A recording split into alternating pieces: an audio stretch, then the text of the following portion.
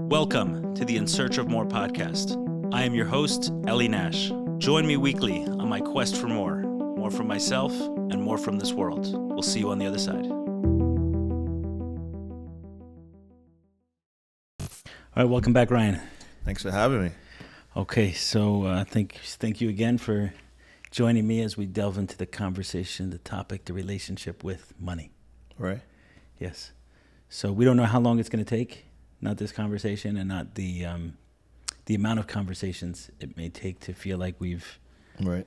Because I feel like I want to say something, I don't even know what it is. Right. Just I know that feeling. Something that has to kind of push through, you know? Yeah. Feels like a baby being born in some way.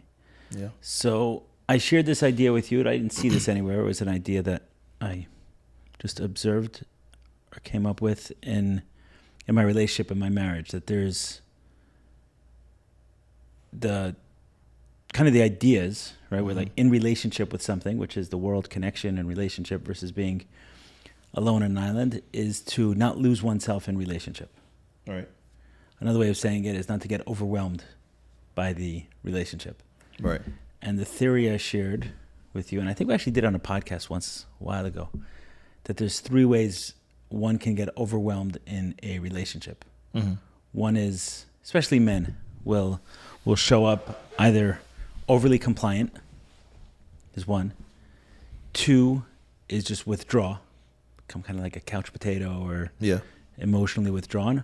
Or three, angry, controlling, just lash out in anger, right? That's a sign of overwhelm as well. So my thought is that the same exists with money. Mm-hmm. We can lose ourselves in relationship to it, and it could be in one of two ways. Complying with it, which I'll explain what I mean by that. It's a little different than in a marriage. Withdrawing from it, and trying to control it. Okay. That's three ways, but yeah. Those are the three ways that I wanted to kind of explore. And I feel like this conversation will set the foundation for, because that's really what we're trying to do. What we're trying to do and what we're trying to talk about here is how one can have a healthy relationship with money. Right. Yeah.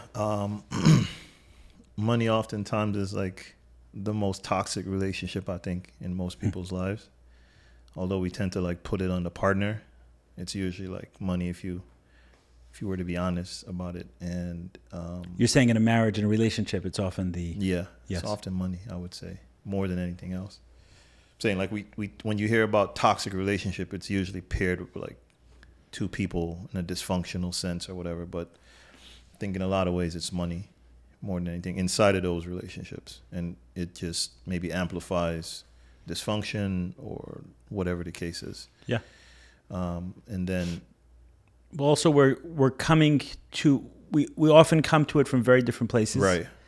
And it's too important to ignore, right? Yeah. So you shared what we wanted to talk about, or what we're going to talk about on this episode, which I don't usually do. Yeah, which you don't usually do at all. Do. Yeah. And it's funny how everything works. You did something you don't usually do, and it gave me a chance to sit with this idea, and it brought up so much for me. I don't usually prepare for our conversations ahead of time. I just come sit down. We got that rapport. We chop it up. We go. We follow where it goes. But this time, like, I started like writing stuff down. Started like having like this therapy session almost with myself. Like, where are you? What is your relationship with money? Started asking myself all these questions. And I told you right before we turned the cameras on that I got like this crazy nervous energy that I'm going to assume is a good thing. But it is centered around this idea and this conversation that we're about to have. So I'm excited. I'm excited to do this because it feels like you said, like something has to happen. Right. For me, it feels like constipation.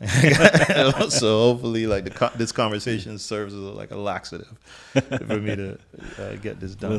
We'll see. Yeah. Yeah, and oftentimes the energy we're feeling will, that's what will show up with others as well. Meaning, someone coming into that conversation in the same way, hearing that, and hopefully through the course of the conversation, we are able to relax some of the energy, not only for ourselves, but for those listening. When I was thinking about the topic of money, I'm just imagining this, but it even felt when I grew up, right? So you say 25, 30, 35 years ago, when I grew up, money felt less important. And my understanding, and it's certainly true in other countries, money is less important. In some sense, someone can be out of relationship with money in other places. But in America, you can't be out of relationship with money.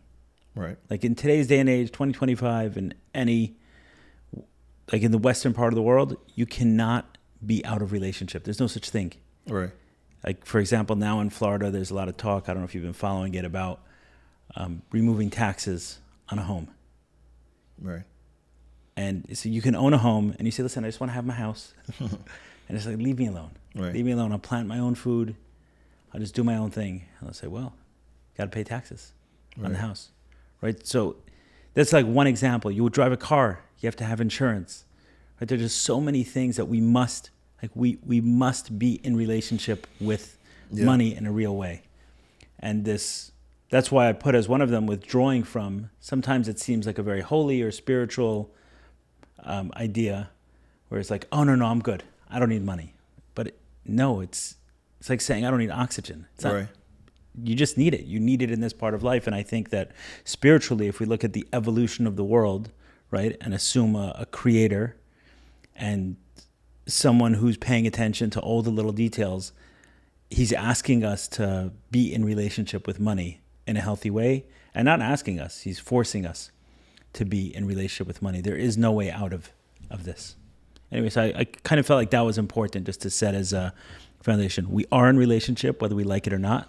Yeah. We're in relationship with this energy, with money, and we can often lose ourselves in that relationship, and there are ways we do, which we'll explore further. Yeah, and just to kind of touch on what you're saying and to kind of call back to our last conversation about our relationship with money and where we live, especially like in a place like America, how it's like the primary relationship essentially in everybody's lives, not the secondary or the tertiary, right? It's the mother and the father. It's not the second cousin. It made me think about, our conversation about earned versus inherited. And for me,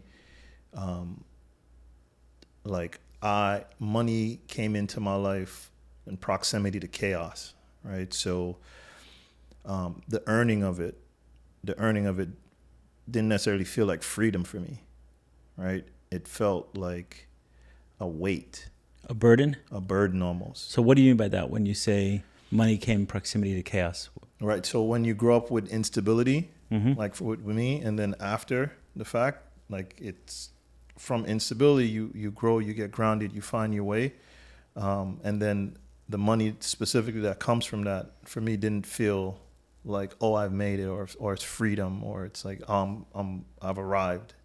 It felt like a burden, like a responsibility that I wasn't necessarily ready to have. From day one. Yeah. And from day one. Okay. And, some of those ideas that you shared with me, like immediately I recognized where I'm at in my relationship with money. And like part of me is still trying to like control it and hold tight. And, we'll go into it, but, going back to it, money sort of being like this dance, right? The dance is always happening.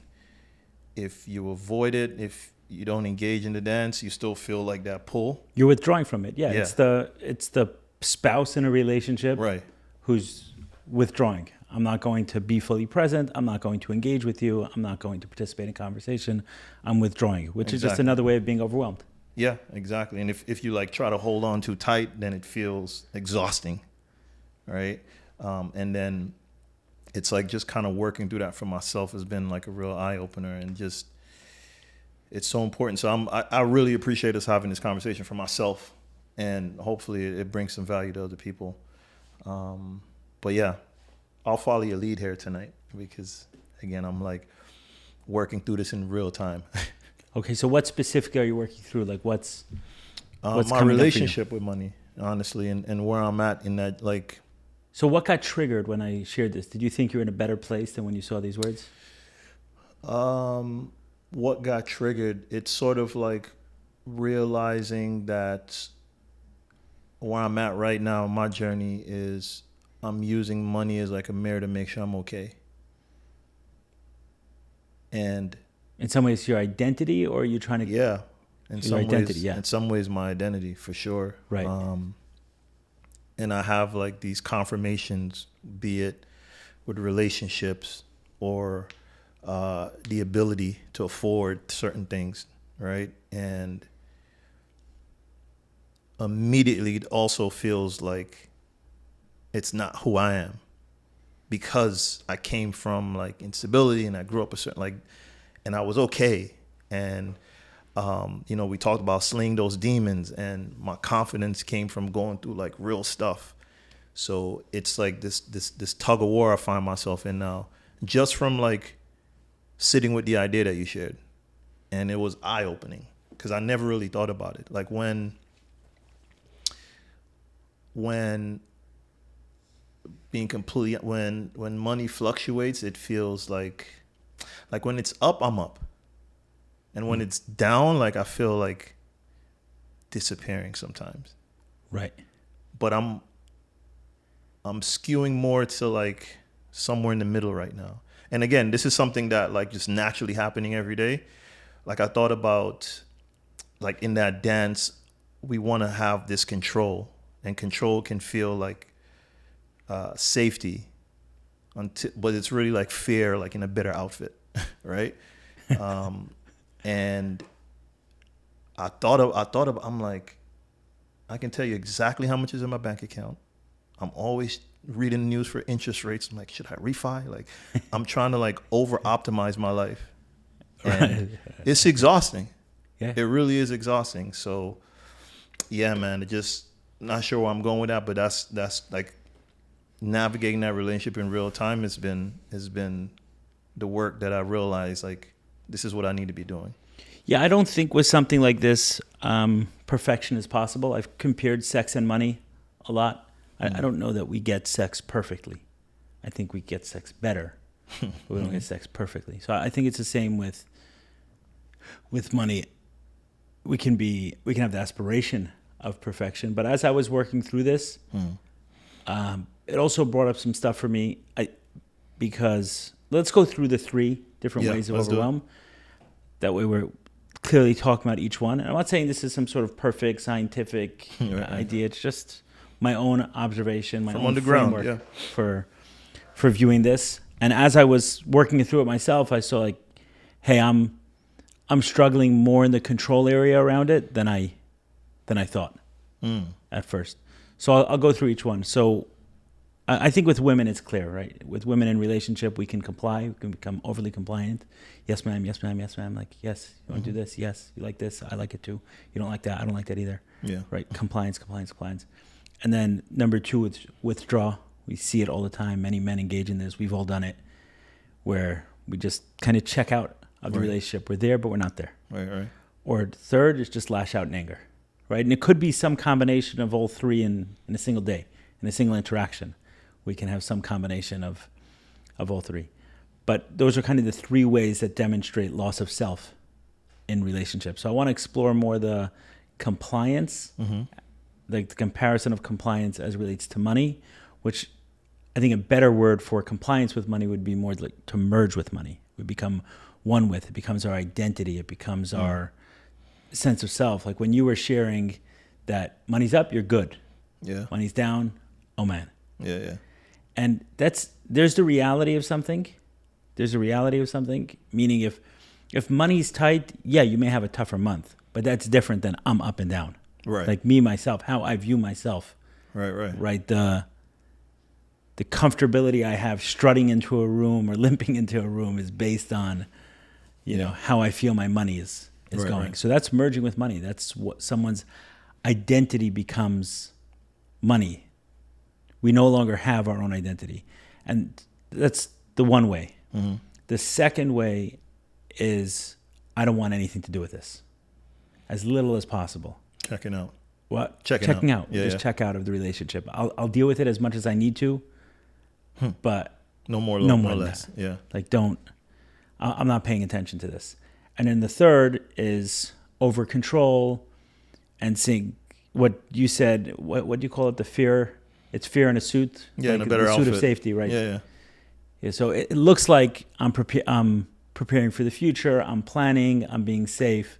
But really, what it is just there's this energy of money that I realize I really need, and let me see how I can control it to get the most out of it, so that I don't become buried by it. So I guess for myself, when I was working through this idea, I feel like I've done a lot of work around that first way, the merging of money. And I think I shared in our last conversation that 7 or 8 years ago, when I went through a very difficult period in my business, the most difficult part of it was that I didn't know if I was going to see the same person looking back at myself in the mirror as this process went on. If I lost my business, if I lost my money completely, I lost a lot of money, but if I lost my money completely, would I recognize myself? Would I have the same identity? Who am I in the world without this? So I had to do a lot of work around that, and I felt like I did. But then as I was working through this, I'm like, wow, but the control aspect, which was much, much heavier for me, inflation actually helped me very, very much.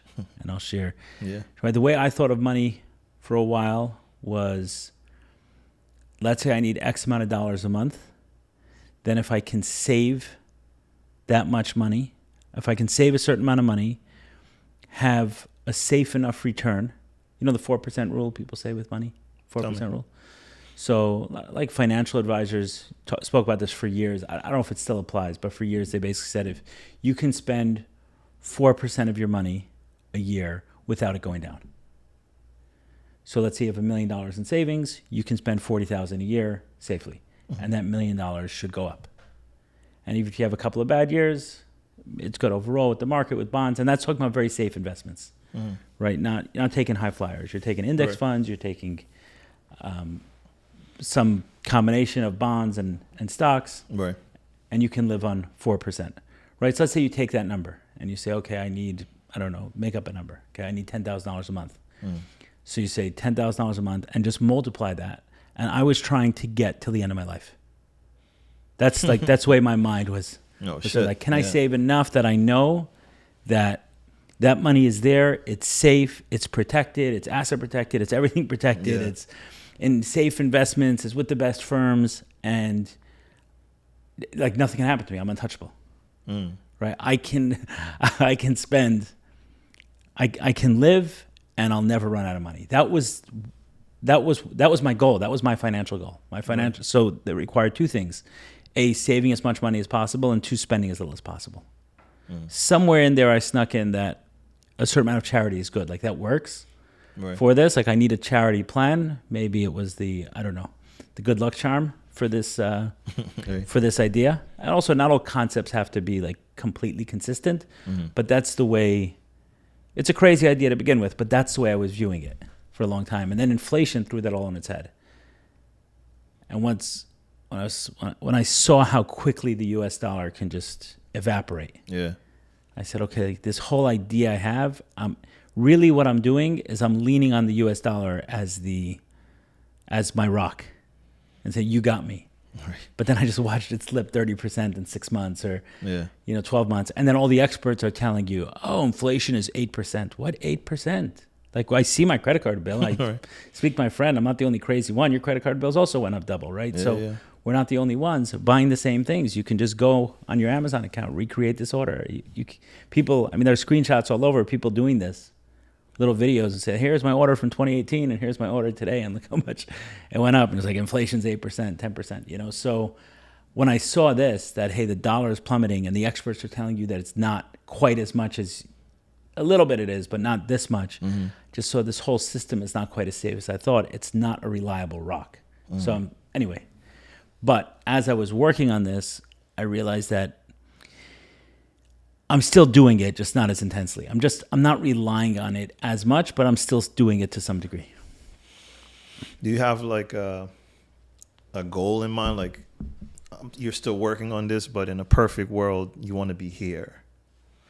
Like, is it a little bit of control, a little less avoidance with a dash of like, how are you managing those volume knobs, if you will? So in terms of the merging and identity, the goal is 0 across the board on all three. And I think that's really the difference here. I think everyone will tell you the goal on merging and your identity should be 0. Right. And it's like that. We want 0. We should feel, regardless of where our money is at, we should feel a good sense of identity with that. Yeah. Then on the other side of control, it's like, no, you should save. There are reasons to save. Be prudent. Be responsible. You're accumulating something, and then you're saving up for a house, right? So you're not saving out of fear. You're saving because you can now concentrate your energy into something larger than you could earn in one day. Right? I can't make enough money for the house I want in one day, but I could save over several years and then buy that house, right? So you're saving with the idea of spending, not saving like I was with. I'm thinking about, okay, if I live to 100, can I still know that I won't run out of money? Right. Did you think beyond yourself when you were trying to like quantify this stuff? Like save enough money to live? Myself, my family, I wasn't thinking like grandkids. Now I am, then I wasn't. But on those two, I think most people will say 0. On the withdrawal, I think actually it's the withdrawal of money that gets like a holy.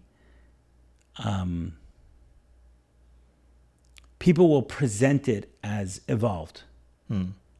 Oh no, I don't care about money. Right. And I think maybe self-righteous ones. Yeah, man, as I'm saying this, maybe kind of the first message I want to give is that. No, let's be in relationship with it. Let's not pretend there's some sort of holiness in withdrawing from this relationship. Oh, I don't care about it. Right. No. Be in relationship with it and don't get overwhelmed by it. Right. It's a very, I'm going to call it a Christian idea, right? Just to differentiate between Judaism and Christianity. Whereas in Christianity, the priest is not married. Right? He's out of relationship with this. And that's, hey, here's someone who can live celibate. Here's someone who can be a monk. Here's someone who can live an ascetic lifestyle, right? And we prop them up. In Judaism, it's not that way. That's not, if someone's not married, then I don't even know if they could be a rabbi. I mean, there's certainly certain things that it wouldn't even work. Right. It wouldn't even make sense, to be honest. Right. Yeah. You can do certain things if they're young or if they're older and they were married, but otherwise the idea is to be married, is to engage in the relationship, in marriage, in sex, and then not get lost and not get overwhelmed in that. So I think it's the same with money. So if there's kind of the first message I want to say is that, like, let's not run from the relationship with money. That's not holiness. Holiness is... And have that healthy relationship. Yeah, and you said something just now about like the accumulation, and that's something else that came up for me earlier today. Actually, was like understanding that the real purpose, in my opinion, of money is not the accumulation, but it's like reduction and noise and friction and all these things. And I think how you enter that space dictates how you show up in that relationship with money, right? Like if you're like just accumulating, then you're probably going to try to control it by default. But if you kind of think of... But there is a way to accumulate without it. Right. There is a way to accumulate. You can accumulate for a different reason, right? You saved up money to buy a house. Right. Right. You weren't saving to control. Right. Exactly. And that's what I'm saying. Like, it's actually the opposite of control, because if you're saving to buy a house, right? So let's say you're in an apartment, you're paying $2,000 a month. Right. And you say, I want to start saving for a house. So, and you need $100,000 down payment in order to get your house. Right. Okay. So you start saving and putting money away. Well, what happens when you put that $100,000 down payment? All of a sudden, all your other expenses go up with it. Right. So you're not actually saving in order to control. You're saving in order to launch yourself into a different space. But you need that. You kind of need that accumulation. Right. Here I am. I have the $100,000. I can put a down payment on the house. But that's not control. That's you jumping off the cliff and saying, I'm going to trust now that I can afford the mortgage. I can afford the upkeep of this house. Like you're using the saving in order to launch yourself into a different, I don't know, a different part of town. Yeah, new level. And everything that comes with it, a new level. Yeah, exactly. Yeah. So that's exactly the opposite of saving to control. Right. That's one of the things that shifted in my relationship with money over the last few years. Where previously, I wanted to live in a tiny apartment. I wanted to see how little I can spend and how much I can save. That was the goal. And then to say, no, now go. You have some money. Now go do something. And then once you do that, it becomes the beginning of something, not the end of something. Once you go and buy that house, it's the beginning of something. Right. It's like, okay, now. Did you have a number, both monetarily and age-wise? Like, was it like, did you have a number like, okay, if I save this much, then, because you're saying you wanted to save it so you're good for the rest of your life. So when do you start spending it? Like, did you have that number age-wise, and did you have a number monetarily? It wasn't age-wise. In my mind, is if I can get to a certain number of savings. So you had a number. I had a number. Yeah, I had a number. If I get to a certain number of savings, then I can spend and give a certain amount of money for the rest of my life. I'm good. And then, if I could earn more, right, I could continue working. If I earn more, then I can change that a little bit, right? But let's say I'm using that 4% number, right? Then if you think about, let's use some numbers. Yeah. Right. I don't want to be specific about the number for the savings, but we'll use some numbers for the illustration of it. Yeah. So let's say the number is $10,000 a month, right? So you're saying, okay, that's $120,000 a year. Okay, that means I need $3 million in savings for the 4% to be able to spend. So let's say you can double that, and now you have $6 million in savings. So you say, okay, fine, now I can spend $240.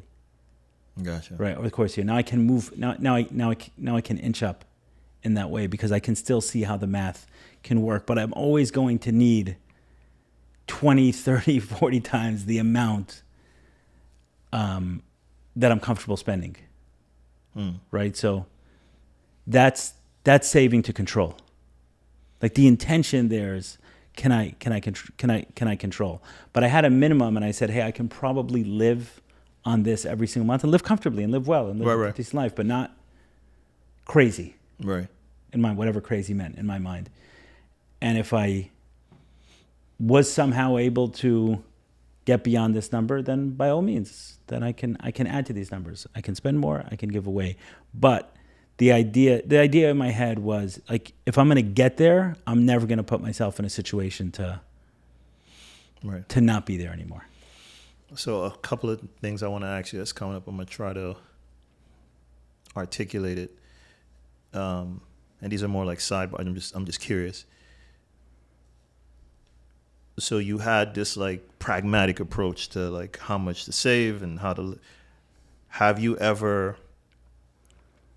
How should I say this? Have you ever, like, like that youthful ambition, like I can run the world. I'm gonna be the biggest ever. I'm gonna take over the world. No one's gonna stop me. You've never.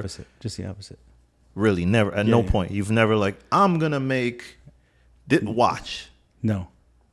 Like that. You've never had that. It's always been more. I don't want to say pessimistic, but. No, I watch people like reserved. That, and I said, "You're crazy," Right.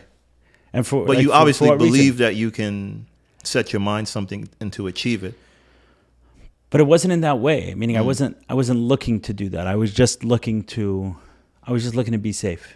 Interesting. I was just looking to. The goal was to be safe. The goal wasn't to do anything. There goes that word, safety. Yeah. But okay, now actually, I want to. It was when you were talking and you were sharing some of what you were going through. I stopped you so I can share the framework, right? Yeah. The 3 different ways we can get overwhelmed: merging with money, withdrawing from money, or trying to control money. Yeah. So when you were talking about it, if you can just use this framework, not because you completely buy into it or anything else, but just to use this framework to make this conversation more coherent, what was it bringing up for you? Which one were you, which one did you feel you were slipping in as you were reading it? Was it more in the merging with it or overly trying to control it? Yeah, unquestionably, it was. I'm asking myself again. It was definitely kind of trying to control it. I think it's a tall ask for me to for money to become my identity. I think I've gone without long enough to where once I have, that never goes away. That feeling of not having will never trump, never be trumped by the feeling of having. So I don't think it'll ever be merging, this is my identity. And I think it's... But when people start, I just want to push back on that, because when people start looking at you in a certain way. Right. So that happens. But... Or your kids say, hey, sure. Dad, I want X, Y, and Z. No, and it you may happens. say no, but you never say no because you can't. Yeah, it happens. But who I am, and I compare it to you, just always just wanting to be safe. I'm not that person. I'd rather you not know that I'm the most wealthy guy in the room. But forget everyone else. I'm talking even because I had that too. But right. When someone came and asked, let's say, hey, can you do X, Y, and Z on this situation? And I want you can't hide it anymore. It's you want to help them, right? Yeah, You're seeing someone in a problem and you want to help them. Yeah. And then you could. Yeah. So today it and feels you could more multiple times. Yeah, right. And then you want to hold on to that identity. I could do this. Yeah. Today it feels more like I'm trying to control it. Got it. Over indexing, over optimizing, and less about it being the identity. But some of that is in there because that's a new feeling. Literally people come and I'm able to help. Right. And they know because they know, they've been around me long enough. They understand. And that's I want to say intoxicating, but it's a feeling that you want. It's a dopamine hit for sure. Yeah, for sure. And knowing, especially when you can help, and regardless of the outcome on the other side, doesn't matter. If you give a loan and the person promises to pay you back and they don't, you're good. It's Wednesday and they need it tonight and you can access it right away, regardless of the amount.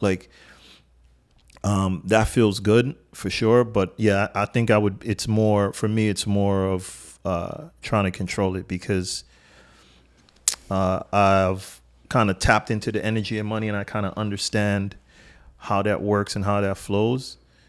And now I'm trying to accumulate and use that as a launch pad for what's next and what's next. But in reading some of your ideas, I realized that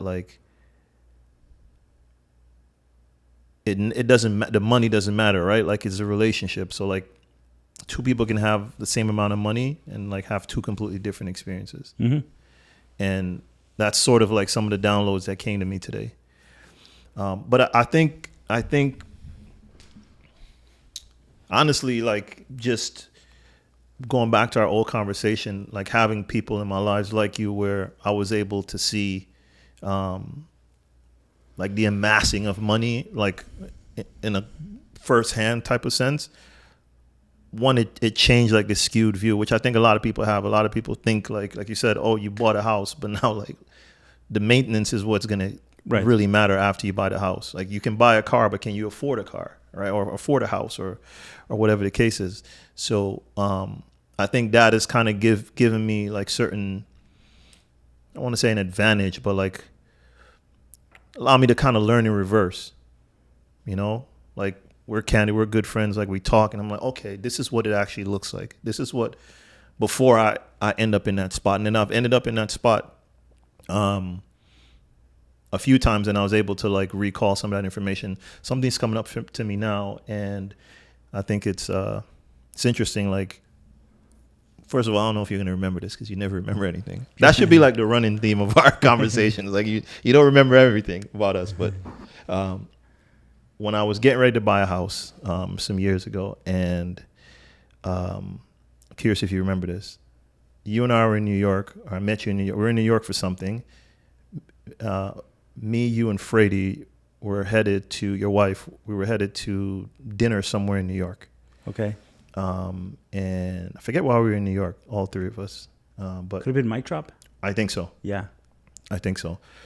And we were going, and I was actively looking for a house. And one had came on the market, and we were talking, and whatever the case is.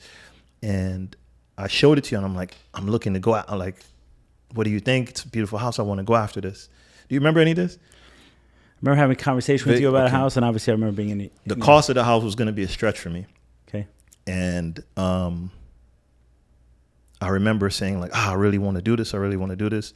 And then you said to me, knowing that it would be a stretch, maybe a little bit too much too soon, you said, why don't you treat it as like a reward? Like do X, Y, and Z, and then treat buying the house as a reward for doing these things. And I don't know if it was a cold weather or like whatever, but I took a breath, and I had to break the bad news at the time to my wife, because she was, it's like, for those who are like house shopping, don't let your wife see the house, please, because it's every house she's gonna want, right? So, but she had her heart kind of set on this, and I had to break the bad news, like, why don't we, do it this way? Because what you said made so much sense. Like, just wait, that delayed gratification. I say all that to say. And what ended up happening was, we got into a fight. We got into she's like, Ellie has money. You don't have, like, this is our chance to get it. Like, you don't have Ellie's money, right? Like, and thinking that it's coming from a place of like, you don't understand what's happening or what I'm trying to do necessarily. But the sincerest, like, she loves you and all that, but she was like gun ho. I pissed off many friends. Right. She was like, this is it, whatever the case is. I'm like, why don't we wait? Because I trust you. I trusted your opinion. And then what ended up happening is, after the fact, it made us realize that we were just kind of so eager to get into a home that we weren't really like thinking things through. Like, the house was nice, but like, why did we actually want to live in this house was something, for example, that we didn't think about, which from there led to us creating like a list of things that we want in a house. She made a list, I made a list, and we combined them. And then I might have told you the story before. Fast forward, COVID happens, whatever. A house to the spec on this note that I had created 2-3 years before came on the market, and I was able to get it. And it was more than the house before. And I felt that was a way of, the universe and God kind of like telling me like to trust the process of things, and I'm grateful for it. Like, the house I have now, it blows whatever I was looking at out the water, thank God, and we laugh and we joke about it now. She's like, yeah, you're right, but I forgot why I brought that up. Do you remember what some of the things that I suggested to do before you gave yourself this reward? One of the things you said was around, if I remember, it was like having the down payment plus, as opposed to just making the down, like enough to make the down payment. Right. So, like, what happens after you make the down payment? I think you said something along those lines. But you've always kind of been like a champion. And it makes sense now where you're saying like safety. You've always kind of championed this idea of delayed gratification.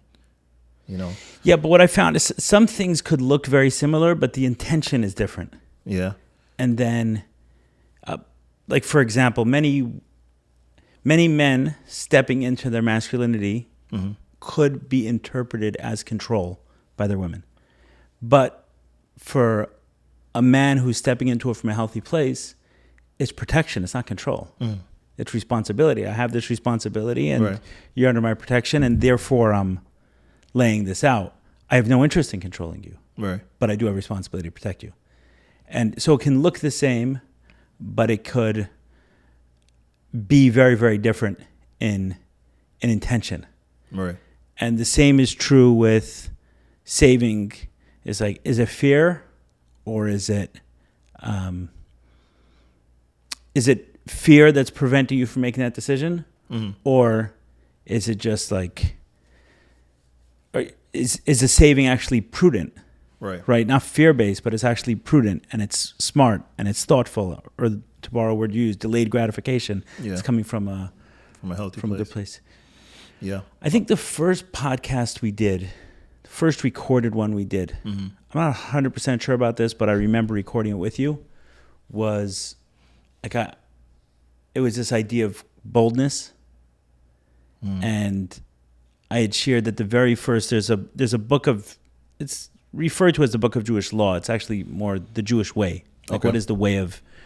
There's a book. It's called the Shulchan Aruch or Halacha in Judaism, where it's kind of like what are the laws? But a better word is probably what is the way? What is the path? What is the Jewish path? What does Judaism say about every subject under the sun? Basically, Right. how to do it. What is the Jewish way and what is not? And where it starts with is don't take scoffers or people who make fun of you. Don't take them too seriously. Be bold in the face of them. Like, that's kind of the that's before it even goes into any of the other concepts within the Jewish way. Be the leopard, be the lion. Exactly. Yeah. Yeah. Exactly. Be bold as a leopard or something. Bold as a lion. Yeah. Yeah, I'm sure Shaoli can help us. He's there in the background. He's probably like, "Come on, these are the words." Da, da, da. Yeah. But it was just that concept of boldness and courage, and I've been thinking a lot about that recently. How it's like the path, the right path is always with courage, and the wrong path is always with fear. The godly path is always through courage, and the path of the devil is always through fear, like listening to fear. That's why it can look very similar, Right. often. Right. But someone can ask themselves why are you doing this? Right. So you're buying a brand new house. Why are you doing it? It's because I don't want to disappoint my wife. Fear. Because whatever. This money's burning a hole in my pocket, and I can't, Right. I can't hold it, or because of some status, or who knows what. Right. Fear. It's going to take you down a dangerous path. Where someone else is saying, "Okay, like, why are you holding on to this money? Why don't you spend it?" And he says, "Well, I'm afraid of blah blah blah blah blah." I use a different word. I'm saving for the future. I just want to make sure. Okay, it's like, okay, but behind that is fear. Maybe it's time to step into another level. I didn't understand, from my side, the amount of purpose that would open up in my life simply from the willingness to take on a bigger mortgage. Just that. Unpack that for me. So just this house, right? Just this house. Okay, I'm going to take on a bigger mortgage, a lot more than I was living a very different way. To me, it was like, you pay off your house, you pay off your car, you don't have debt. Like, Yeah. That's the way to live. That was that was the philosophy that I shared. Like, why would you want the risk of being able to lose your house? Why would you want the risk of being able to lose your car? Just pay it off. If you could, meaning I'm not saying everyone should, but if you could, pay it off. And now it's a little bit different. It's saying, hey, if you could pay off a house, maybe you can afford a bigger house. And then at some point in time, the family was growing, and whatever happened, we ended up out here getting a bigger house. And from that, it's like, hey, a bigger house, there's some room, we can record a podcast. That wasn't possible in my old space. Where was I going to do it? In my kid's bedroom? There wasn't the space. That's one. But so many other things also just opened up from that one decision. And I think that's because it was a move that was, for me, courageous. But that same move from someone else could actually not be coming from courage. Could be coming from the opposite. Do you think, I'm just going to share whatever comes up, if you're cool with that. Go ahead. One is, and we'll go one at a time. You'll tell me when to ask the next one.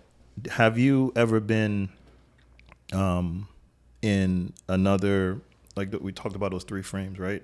That framework. Have you ever been like withdrawn from money? I tried, yeah. You Definitely. actively tried? Yeah, I was. Meaning energetically I was. I was very angry at myself for a number of years that I'd started a business, I'd taken on this much responsibility. When it's once you have a business, it's yours, right? Right. Meaning this is your responsibility. You have employees who need to be paid. You have vendors who need to be paid. You have commitments that need to happen. You have leases. You have contracts. You have Right. all of these things that you can't really walk out of. Right. It's like, okay, I'm done. And it doesn't work like that, right? So when the business wasn't doing well, I was like, why did I take this on? What was I thinking? I don't even care about it. Like, I don't want this. And I couldn't run fast enough to get away from it. So at that point in time, I was like hoping to sell the business, hoping to find someone. At some point, I was so frustrated with it. If someone would have taken it, I would have given it to them. Just take it. If you're willing to take responsibility and get me off the hook of these liabilities and everything else, you can have it. So there were definitely, for years, when I got into recovery, that was my mindset, both with sex and money. Both. Was sex, like my sex drive is terrible. Like, how do I get rid of this thing that just, Right. has me walking around, looking around, wanting more sex. I open a computer and I'm thinking which porn site to go to. I'm like, I don't want this. I don't want the sex drive. And the money drive. Mm-hmm. I don't want the money drive. At the same point in time, I'm thinking, okay, how can I save for long enough? So it all kind of fed into the same idea. It was there, but let me save it. Let me not spend it. And I can still withdraw from it, right? If I can, part of my reason for wanting to save so much is so that I can withdraw from it. Mm-hmm. Someone else can manage my money. You'll send me a check every single month, and I'm further removed from this relationship. Right. And energetically, I'm trying to remove myself as far away from it without completely losing it. So it's different than divorcing, right? Withdrawing is not divorcing. Right. And what about compliance? Have you ever been in that stage with 100%, your relationship? yeah. What did that look like? That's what I shared, was all the anxiety when I was losing my money. It wasn't about money. It was about losing my identity. Yeah, I was fully one and merged with it, and we have a good month and a good day, and I feel like I'm on top of the world, and I hear the potential of bad news, and I'm spinning out. Does the pressures, like outside pressures, me think of, let's say a deal gone bad, and maybe there's some bad actors inside of the deal. Does that change how you deal with said bad deal and bad actors based on where you're at in the relationship? Like, if you're trying to control, like where you are with your merger, right? If you're trying to control it and a deal goes bad, how does that affect versus if you're like avoiding, for example? I'm thinking like the two opposites there. Yeah, I don't know that it's so like important. If, not to cut you, if you're like, I want to get rid of this company, somebody writes me a big enough check today, I'm gone. In the process, you still have it. A deal goes bad because things are always in motion. How does that feel? How do you react to that? Based on one of those three, or from a healthier way? I guess, have you ever been in that situation? And then, from a healthy standpoint. Okay, so from a deal gone bad, in terms of those, the overwhelm is one and the same thing, right? I'm losing myself in relationship to this. And it can manifest itself in all three ways at once, practically. It can literally manifest itself just like it could in relationship. You can come home, your wife, what do you want to get for dinner? I don't know, what do you want? Compliance. You go to dinner, you're disengaged. You don't want to talk to her, right? You can't participate. Somewhere towards the end of dinner, something happens and you lash out. Okay. So you've been overwhelmed in all three. You're losing yourself in the relationship. And the same is true with money. All of them can be happening at the same time. I'm withdrawing, I'm controlling, I'm merging with. It can all be one cocktail. Today, when I'm in my better spaces, it's more about looking at things as a sign. So I'll give you an example. Yeah.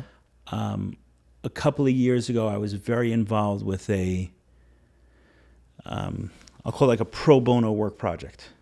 Okay. Right. And I was like, day to day, I was doing work. It was business conversations, but I wasn't getting paid for it. And I was investing a lot of time and energy in it. And at the same point in time, in our business, I'm seeing not a great month, not a great month, not a great month.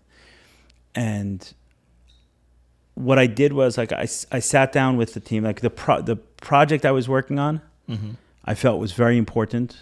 I was meant to be there. It was my understanding that God wanted me there. And at the same point in time, I'm seeing what's happening in the business as well.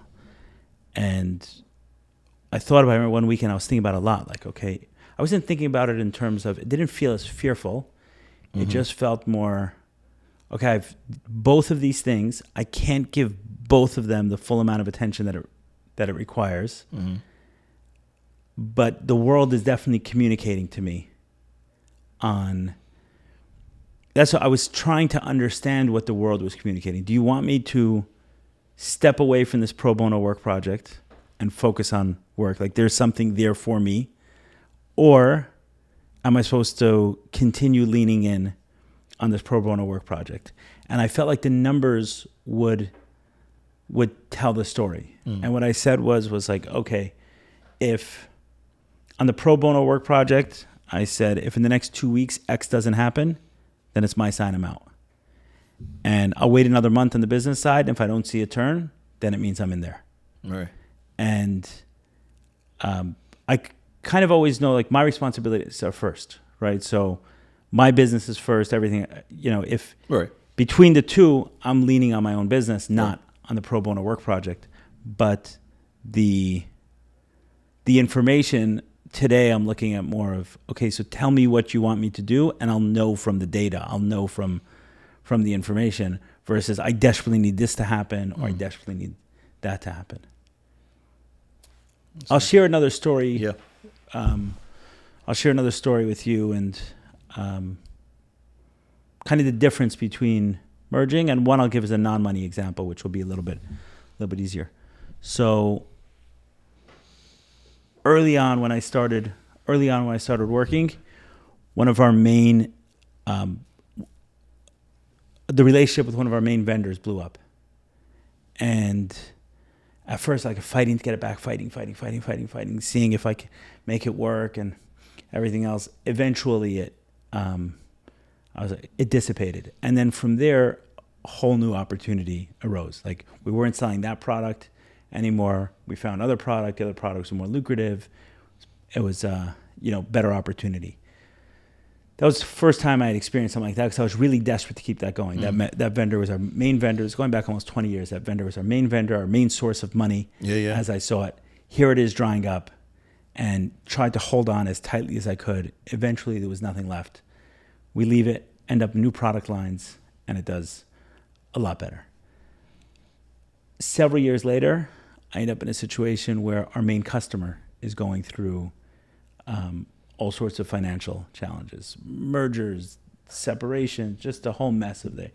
Several companies came together, and then they're having, this CEO is fighting with that CEO, and there's all sorts of issues happening downstream in the company. Our sales with them are going down. It's unsure if they're going to make it, if they're going to be able to pay us, and everything else. And again, similar feeling. Oh my goodness, how is it possible? This is how we make our money. What if they go? They didn't disappear, but a lot of their business went down. Our focus shifted elsewhere, and we found much more lucrative and much more profitable customers. So today, the way I like to look at those things is it's like sometimes there's something taking up a parking space. And it's like we're so desperate to cling to it, but let it get out and see what's going to pull in. You may be trading in a Buick for a Bentley, right? You don't know until you let that car out of the parking space to see what else is meant to be in there. And I think those two examples kind of share the thought, and I think that's a much healthier perspective, one where I'm not controlling, I'm not married to, I'm not. Yeah. And then I'll share a third, right, perspective. If you're looking at your child, right? Okay, you have Sincere, grows up, and he's gonna, he's in an opportunity that can make him millions of dollars. Okay, he's an athlete, and he's gonna make millions of dollars. Like, you may be happy for him and very nervous for him at the same point in time. Too much, too fast. All right. I don't know if that's good for you. That can go sideways. You're gonna have a lot of attention. You don't have to protect and you don't know how to protect yourself. So sometimes seeing myself in that way as well is saying, okay, am I ready and prepared for this blessing?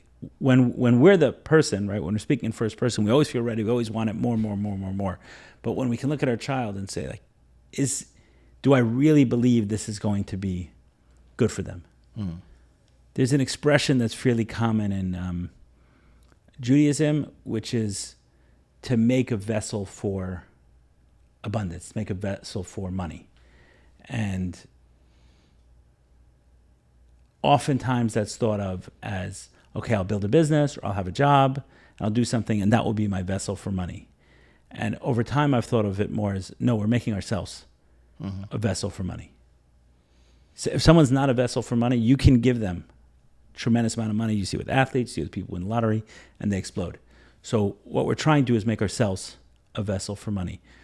So the same thing, using that same lens again of something happening and saying, okay, am I truly prepared for this growth? Am I truly prepared for this money? And if it's slipping, maybe I'm not truly prepared. Maybe there's more I can do to strengthen the vessel, so when it comes, it doesn't shatter me. It's actually beneficial to me. How does one make themselves a vessel for abundance? I think it's going back to that overwhelm. It's going back 100% to that overwhelm, right? There's some amount of money or some amount of poverty that's going to get all of us. But you asked about the vessel for, the vessel for. Yeah. So let's say you say today, okay, your identity is not merged with money. Okay. But just imagine you're a billionaire. Yeah. And all of a sudden, everyone's relating to you in that way. Wherever you go, you are that guy. Right. You could show up to a hotel, they know your name. Oh, here's this guy, people are walking over to you, recognize your name. That starts getting to you. All right. Right? Then, so if you don't have the strength to hold that and say, like, okay, I can dance in this suit for a while. I can take on this posture if needed. A billionaire is needed right now for the show. Okay, so I'll come in, right? But then I'll back out. Right. So, and you seem, or at least you're saying you feel comfortable today that with the amount of money that you've made, you can bounce in and out of that role without taking it too seriously. I've lived enough poor, right? You're saying you've lived enough years as an adult and as a child poor that you're not so attached to this identity. But there's some amount of money that would get you. Right. Everyone has a price, for sure. I have a price. Right. No, it would just overwhelm you. That's what I mean. It would overwhelm you. And to be clear, I won't explicitly say my identity isn't merged with money. I'm saying it's fluid. It's happening in real time, but I'm also recognizing it's happening. So however you want to describe that, right? Because all things like the overwhelm and the compliance and the withdrawn and like that's happened and it happens. It's happening in real time with me. Like now it's like whatever, like all the time when it comes to money.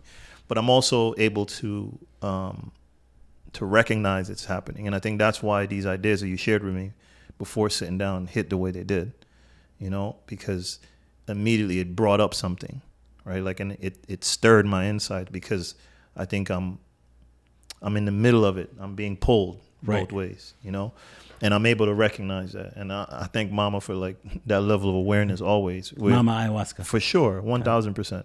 Like, not to get off track, but my level of awareness is like the single thing that's been impacted the most by medicine, and it's what I'm most grateful for. It allows me to, I've talked to you about this, seeing things half full, never half empty, yes. Recognizing, being able to be present on command without like my daughter can, 1,000 things can be happening. My daughter comes in and I'm able to tune in no matter what's going on. I wasn't like that before.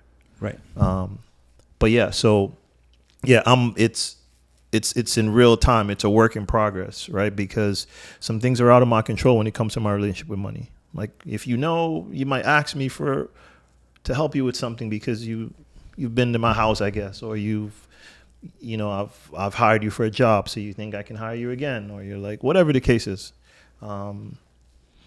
so it's happening. And something interesting that you said, that it brought something up for me, is that the ancestors always have the answers. And I think these phrases, the way, for example, they become like timeless, because like They work. and the source of truth is the source of truth. It is what it is. As you're talking, it made me think of like that saying, like, you got to be able to give to receive, right? Like, I tell my kid about this all the time. I'm like there's like the law of the land, and then there's like universal law, which I don't have a definitive number, but like we'll be talking, and I'm like, there's certain laws that we all abide to, whether we want to, whether we recognize it, whether we want to talk about, like, things are just the way they are.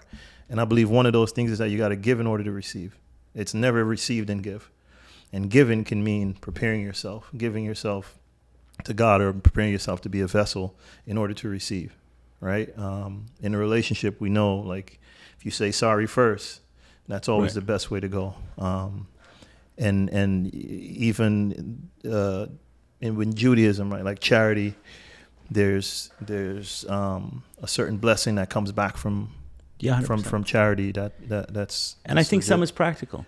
And it's also practical, right? So that's Right. what If I was you're, going to say. meaning what you say, if you're willing to give money, Yeah, right, that means you're not holding it with that same intensity of control right, as someone who was unable to give money. right, Right. And again, these aren't perfect things. I was giving charity while I was right, trying to figure out how to save enough till I was 100. right. Both can coexist. But I lost my train of thought. So I was going to ask you then, how does, to zoom in a bit, how does Ellie Nash, or how has Ellie Nash made himself a vessel for abundance before? Practically underground, like, what did you do? And I'll give you a prompt. Like, for me, more recently, I started fasting. And it's allowed me to get closer to God, which is something that I haven't done. And I've heard it in theory and all that stuff. And I've really started to like lock in with it, and I see it immediately. So what are some things that you've done or that you do? So let me flip it back on you, and I'll answer the question as well. But let me Sure. flip back on you. So when you say fasting, Mm-hmm. how is fasting helping you become a vessel for abundance? Okay, good question. I usually, so without any detail, so recently I wanted to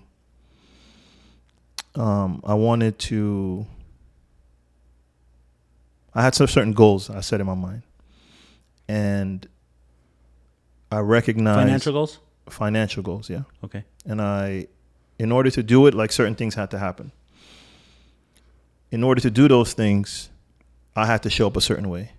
In order for me to show up a certain way, I had to stop doing other things. When you say show up a certain way, are you talking that Right, you have discipline, the energy to for show example. up, Yeah. or are you saying Like physically, just being 20 pounds? physically and mentally, right? So, for Okay. example, discipline. Like, I had to work on a project, for example, and I'm like, I gotta do this. I gotta lock in. I gotta figure it out, and I have to get into the headspace. I was super distracted. I was distracted because I was like, I wasn't being, I wasn't respecting my body. Like, I was pushing myself until I'm tired, not sleeping well, eating like garbage, all of this stuff. And I'm like, okay, so I got to be more disciplined. And then also, like, I didn't have like the headspace to really lock in and that mental clarity. And I said to myself, like, okay, God, I want to do this. Like, what do I need to do? And what came to me, it's like, prepare yourself. And after that, it's like, how do I prepare myself? It's like, get rid of these distractions and be disciplined. And in being disciplined is much more than with self, I believe. Like, it's like a it's like you're saying the things that might have control over me in this moment. I'm gonna challenge that in a real way. So I want to eat at midnight understood. every night. Like, does this thing control? Like, you've always it reminds me of something that you said to me with like with your porn addiction, for example. I think it reached a point where you're like, asking if you're addicted or I forget how exactly worded, but like if you want to know whether you're addicted or not, try to quit. Right. And I thought about that, right? And when I started fasting, these things started falling into place, and the phone started ringing, and opportunity, the thing that the vehicles started getting built, right? Like the vessel was starting to be built right in front of me in real time, and I'm like, holy crap, this is crazy, right? But I forget where I was going with that, but practically speaking, for me, it's fasting. Vessel, yeah. Like I fast. How long have you been doing this? I really started locking in last year, so like I've done some serious fasting. Fasting, you're talking like intermittent fasting? Intermittent fasting. I've water fasted. Got it. Just 12 days, no food. Nice. And came out of it, I'm telling you, like it's like you called me, for example. Like, yo, it's time for us to like lock in again and do something cool. And that fed my creative juices, right? Like, which at that point is kind of get pushed to the back burner. I was like running a company and that day to day was happening. So yeah, practically speaking for me. The creative stuff was taking a little bit of a backseat. Yeah. Okay, good. I was out of balance. Yeah. I was out of balance. So for me, practically speaking, like fasting is a way to build that vessel for abundance. And abundance can look like not what you necessarily ask for. So I want to know if it's in this way. There's I don't know if he's still the CEO. Maybe he's a former CEO of Logitech, a guy named Bracken Darrell. And he spoke about, he grew up poor, and he speaks about hunger, just needing to be hungry in order to achieve success.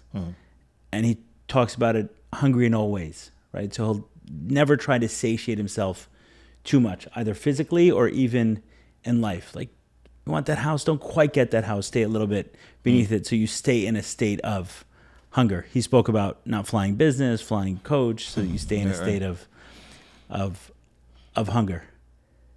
And I'm sure it doesn't work for everyone, because I can give you the flip side, but is that what you mean by it? Being in a state of hunger? In part, but more so just in order to give, in order to receive, you have to give. Like in that example I give, like giving meant giving myself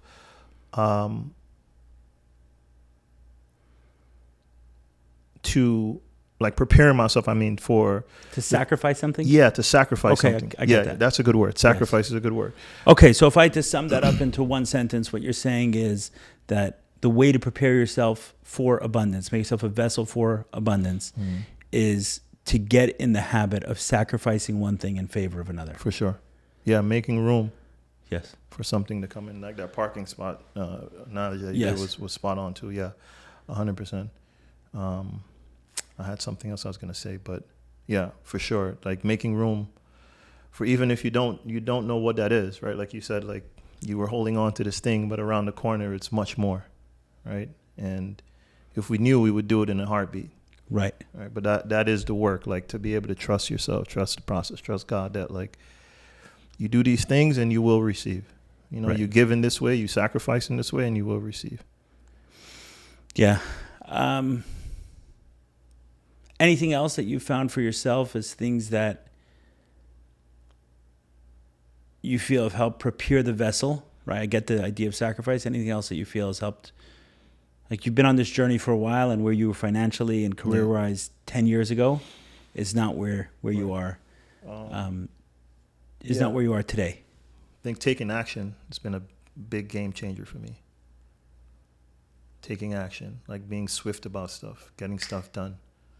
I think that's like the difference between sometimes like the people that are able to find success and those that don't, don't think so much. Yeah, like I've heard this saying something, I'm going to butcher it, but potential is like a nice way of saying like you haven't done anything yet. Right? Like, so yeah, for me, a big difference was like action, and also communication with myself, like recognizing communication with people that I'm involved with business. I think about this often, like specifically around like creative work, for example, like someone that hopefully maybe a creative entrepreneur can take a little bit from this. Like the people that are usually in that field of work, I've found a lot of the times they're very expressive, but not great communicators. If that makes sense. And when you're trying to get paid off of your creativity, right? You have to be able to exist in a space that may not feel natural to you, right? So like you got to send an invoice and you got to do a quote and you got to be timely about this and your deliverables and all that. Like on the surface, it's not an artist. Right. On the surface, it seems pretty straightforward, but like from like someone that's like an artist or like wants to live in that space. And I think that's the reason why historically artists have always gotten the short end of the stick, because the people with the business acumen understand how to monetize this thing in a way that the artist doesn't understand fully. And if you say, I'll give you $1 for this, the artist will be like, what? I'll do this for free. Are you kidding me? When in actuality, it's worth $1,000 or whatever the case is. So I think communication, so like in a real world sense, like if there's an issue, if there's pressures, like stay away from deadlines, for example. Like it has the word dead in it. Like, don't go near it, right? It's like if you say this is the deadline, and I'm laughing because like we're doing a project right now, so I'm like, gotta make sure I stick to this. But yeah, no, like legit, if you give someone your word and that's if something comes up, communicate. I've had this happen to me before where, and I think we've worked on enough projects where you've probably seen this show up, where I'm really good at what I do. And I might be working on a project and for whatever reason, I go off schedule, I'm behind schedule, whatever the case is. The way I used to deal with that is like, I'm going to deliver something that's going to blow this client's socks off. They're going to like forget about the fact that it was 2 weeks late, right? It's like, it's going to be so good. What I didn't realize that was happening was that one, people are understanding, right? Like people understand that like things change, things need to shift or whatever. And I always used to think like, all right, it's going to be so good. They're going to like forgive it. And like that shift happened when it's like a client just like, just tell me like, I need an extra day. So now it doesn't have to be so good. Yeah. All right. Now I can give you like 50% of the quality, but no, for sure. It's still, always under promise, over deliver. But that was a shift. And then I've seen it with the guys that work with me, right? Like I tell them every time we go into a project, like communicate early and often. Like, tell me. Doesn't matter what it is. Because a lot of time we have that fear, like, oh, disappointment or whatever the case is, but early and often. So I hope that answers the question. I'm not sure. I went on a little tangent. But you're asking me, like, what else? No, I'll just repeat it back to you. Yeah. Is that, which I think is important, but what I heard you say is that you had a talent, right? Mm-hmm. But in order to actually make yourself a vessel for the abundance that can come with that talent is actually to be reliable, consistent. Some of the boring, the boring attributes that people think are somewhat meaningless. It's like, yeah, you can be a great basketball player, but if you're not showing up on time, that's not that meaningful. Right. So, and it's true. Like a lot of business, a lot of it we see it with employees or contractors or stuff. You're hiring, just come on time. Right. Come on time. There's so much value in just being consistent and reliable. And then on top of that, okay, if you can do a better job. I'm thinking of this, like a carpenter I've worked with, one super talented, can do things, but not so reliable. And another one who's not quite as good, but is like on it. Right. You give it to him, it's off your plate. Right. And on theirs. Yeah. So super, super important. I think that sometimes gets lost in the shuffle of things. I'll share one on my side, which I think is sometimes like overlooked a little bit. Mm-hmm. But I was having this conversation with someone recently where I spoke about, I said, I think you take pride in like, okay, I have a guy and I'm paying him better than anyone else. Mm-hmm. I said, and where I'll take pride, both myself and with others I work with, is that I'll work with them and work with myself to get to a point that, okay, that's the number that I want, and that's achievable for many people. So, for example, you can have a guy who's, I'm sure you've had it with some of your guys who, let's say, doing podcast work or doing camera work or whatever else, right? And one is you can say, oh, I'm going to pay you more than anyone else. Okay, others are paying you 30 an hour. I'm going to pay you 50. Right. Or you say, hey, let's challenge each other. Let's get to a place where you can work on these projects and you can deliver quality, and you can make 50 an hour, and you can make it from me and from others. So I find that oftentimes if someone doesn't have the confidence that they can make this money elsewhere, or if we don't have the confidence that we can make this money elsewhere, then fear kicks in and all these other things kick in, because we become desperate. It's like, for example, right? Let's say you're doing work for me in a project. So, okay, so it's nice. I appreciate it. You're giving me the project. But I also know that someone else would pay me for that service. Right. Let's say you make videos, right? You're working on a video for us now. So there are people who make $500 videos, people who make $5,000 videos, people who make 50, 100, 500,000, right? And let's say you're like, okay, like I'm very comfortable. I know I can build a product. Okay, it's not a movie, it's not anything else, but I know I can build a product that many clients will pay 10 grand for. Right.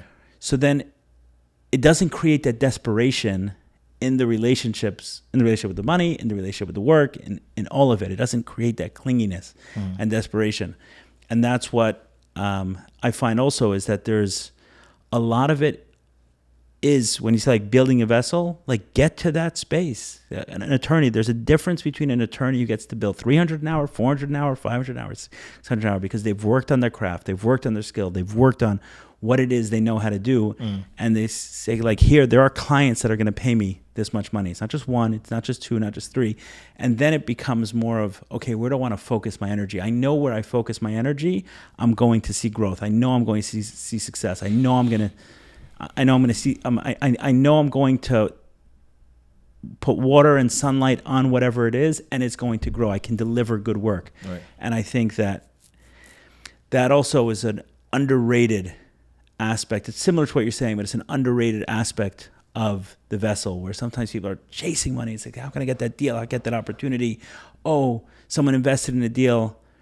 Let's say you hear someone, they bought this company and then it went public and then they made a ton of money. I don't care.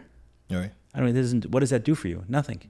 Right. What does that do? Because then I need to chase the next one. But if I say, hey, like, I've developed a skill set, I've learned something that I can go into this company, that business, this area, and I can help and I can add that kind of value, then that's a vessel. That's a vessel. Like, take it all away from me and I'll go tomorrow, and I know I can sit in a business and I have the knowledge and I have the information and I have the know-how to be able to deliver. Then whether it's here or there, there's much more trust in yourself, trust in your capabilities. Yeah. So I think that that's just a huge aspect of it, where I find a lot of people who are trying to make money are chasing. They're chasing. And then you get a win, but you can't replicate the win. You have no idea how you did it. Right. So. And losses feel super personal, which come with the territory, right? Yeah. Yeah. So a win feels fleeting and temporary. Exactly. And a loss can feel like, devastating. Yeah. Right. I was talking about with someone in our business recently, talk about it, and I said, where he said, hey, what if something happens with one of this customer or something? It's super important. I said, hey, I agree, it's important. It is. It's a valuable customer. At the same point in time, if we're not spending our time there, we're spending our time somewhere else. And consistently, our company's been around for 20 years. Where we've directed our energy, we've seen success. So what I find is investing in those kind of things is much more building a vessel than investing in those kind of things that, even if they win, what difference does it make in your life? All you have is a fleeting success. You haven't done anything. Right.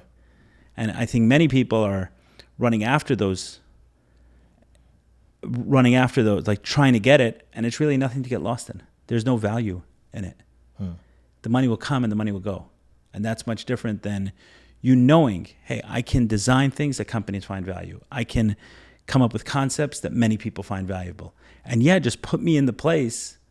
You just need to be around, right? The people who are doing things that it's worth that much money, Right. A lawyer who's great, if your client is, the corner bodega, okay, even if you do great work for him, how much can he pay you? Okay, so how do I get to swim with the bigger fish? Of course. So at some of the work and you value them when you get them, but it's not them. It's not them. You start building your own confidence, your own, like there's a skill that you can lean on. So I think it's very important when it comes to money versus just how do I get it. So I take a lot of pride in that. And with you, including with you, right? So, you came to us working as a customer service agent. That means you were willing to accept the job for whatever the right. customer service agent was getting paid at that time, whatever it was, right. $10 an hour, $12 an hour, right? And then over time, right? And there's a pride I take in that with you and saying, hey, try this project, try that project, try to do this, try to do that. And then you succeed, and all of a sudden, you wouldn't consider a job that pays that much. You're like, no, I know I can go. I know the market. I can walk into 5 companies and I can tell them that, hey, I can deliver this for you. So great. So you're going to go to the more valuable companies. You're going to go to the more successful companies and see if you can get that or those relationships where they're going to value more. But you can do it. And I think that's a huge part of the vessel. It's not just manifestation. There's a skill. There's a talent. There's a workmanship that you can deliver, and that has a value. Yeah, 100%. Yeah, you're just bringing me back to those humble beginnings and where it's at now.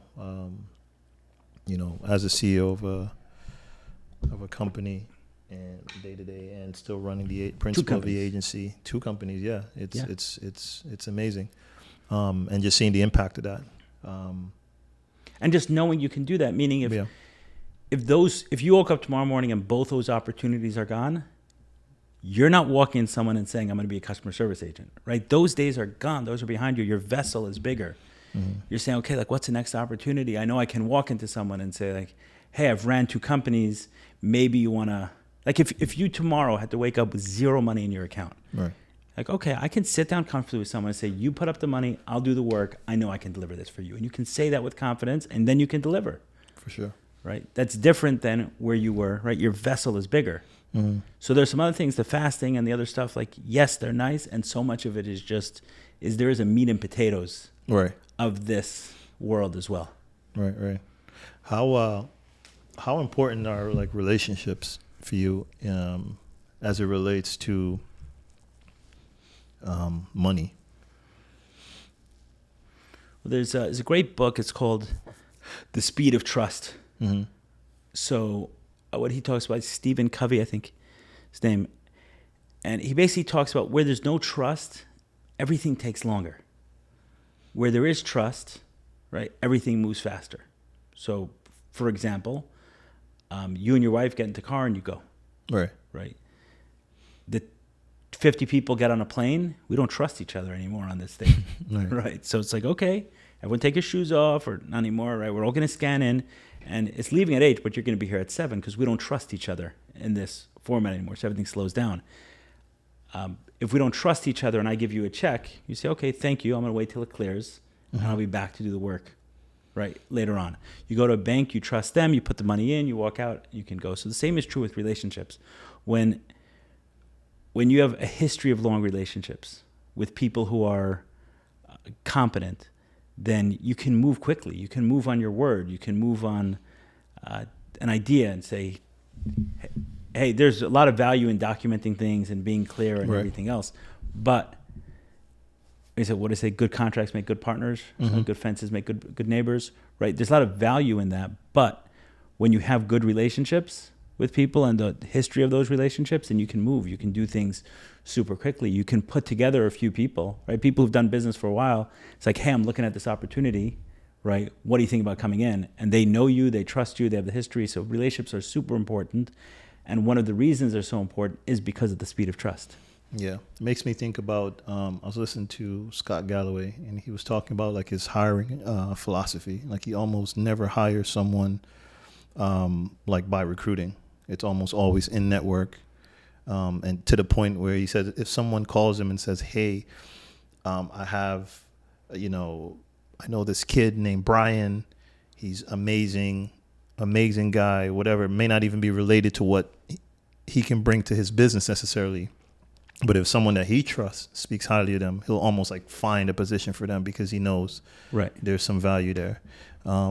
how do you like get to a space of trust with someone, let's say in the business sense, that you're working with for the first time?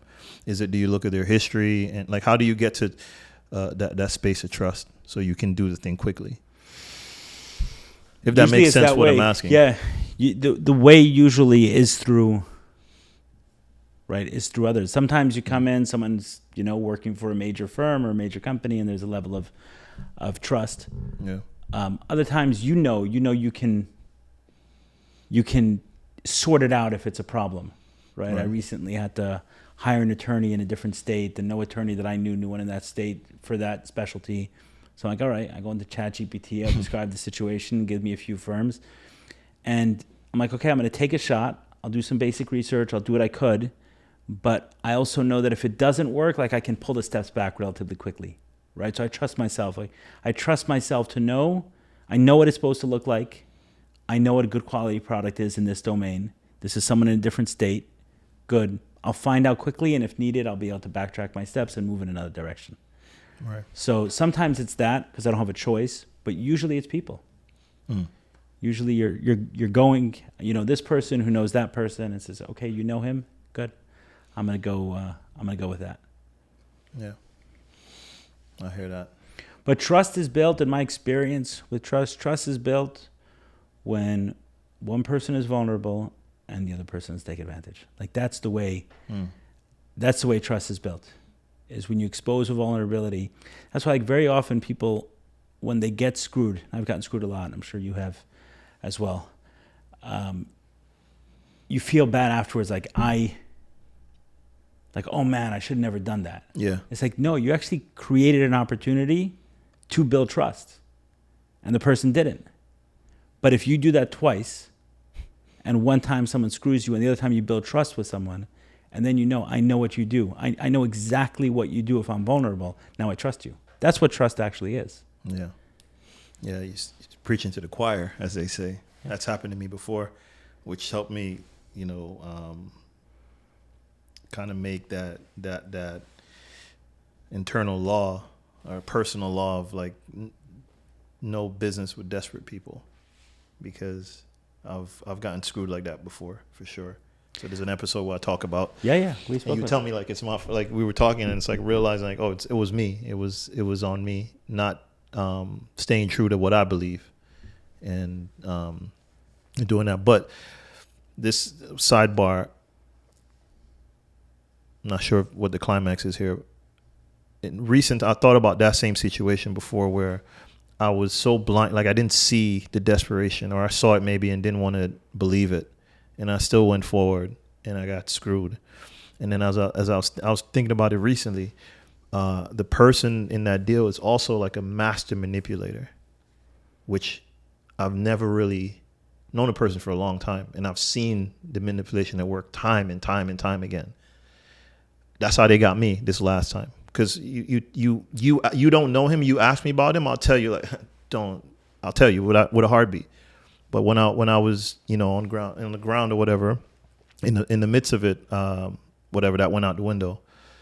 So I guess how do you? I don't know if there's a question here, but it was hard for me to admit that I was manipulated. Right. And that's something. It's so hard to admit. You have to call him a master manipulator, not just a regular one. You know why? Because you know he's a master. He's a master. Putting a gender on it, he's a master, because it's like, it's almost, I'm gonna get can't, but like you won't even like assume that quality with someone like him. Like a certain level of intelligence comes with manipulation, and it's not that he's an idiot, but. Right.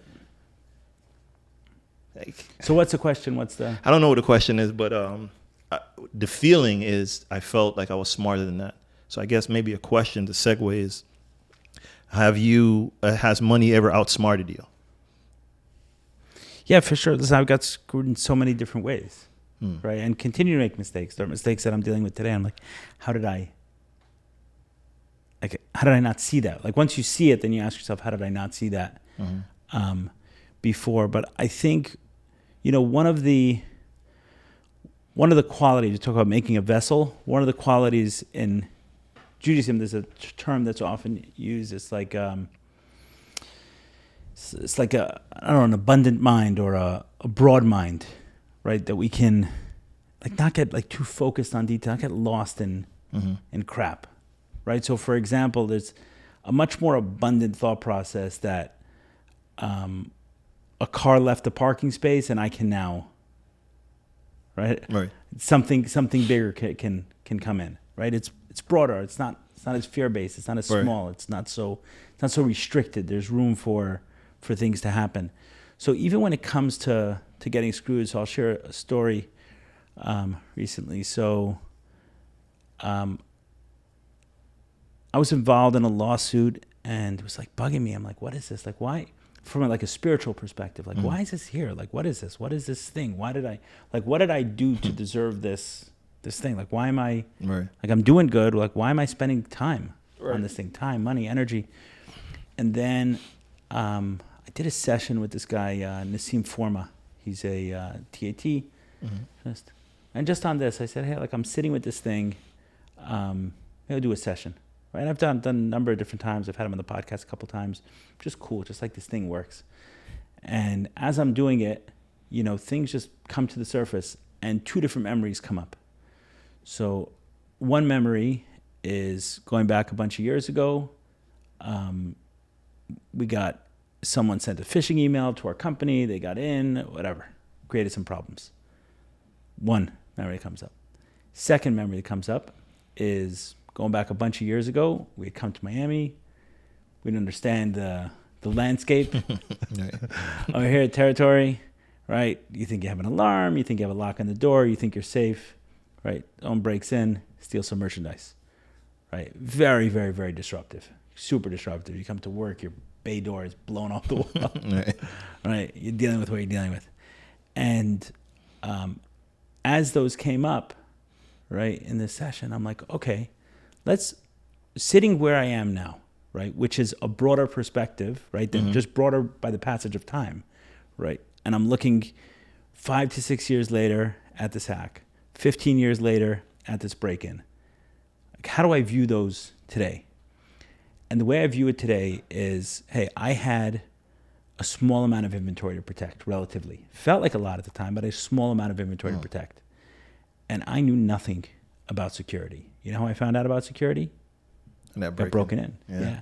And all of a sudden it's like the alarm company is like, yeah, well, you didn't have a redundant thing and not every sensor could be picked up in this way. It's like, oh, okay, there's differences. You don't just call ADT and say, put an alarm on and you're good. It's like, okay. And then you start finding out about police response and security guards and what other companies do. And you bring consultants in and it's like, okay, now I understand. And then I was thinking, same with the hack, right? I was like, hey, we had redundancy, we had backups. It's like, yeah, but they were both on site. Oh, there are companies which do off site, then you can do things in the cloud, and then you can do dual factor. And like all of a sudden you're learning about all this security stuff. And then it's like, and you can be really good, but your employees can make a mistake, and one employee making a mistake could affect you. It's like, hey, how do I give employees training, right? And before you know it, you're somewhat of an expert on on security. And then the same is true. You have this lawsuit, and you're going down the path, and it's like, okay, it's never good to be. It's never worthwhile. One of the things I learned, it's never worthwhile being anxious about a lawsuit. You know why? Why? Because they take too long. It's like a year in court. It's like nothing happened. So you're gonna be anxious. It's like, okay, be anxious. Like, see if you have enough nerves to deal with like your motion for dismiss, the back and forth. The lawyers, right? Lawyers get paid. I don't know if it works like this on purpose. They get paid by the hour, not by the job. Usually, just things take forever. Yeah, it just drags out. So all of a sudden, you have an understanding of the legal system, and you understand like when you sign that contract, those words matter, and not having the contract that matters, right? And you start thinking differently about it. And where I left that session with Nassim Forma was, okay, so you want to be a businessman. Okay, you plan to sell products? Yeah, you got to know how to protect it. You got to be somewhat of an expert on security, or at least enough to be dangerous to bring experts in and know what they look like.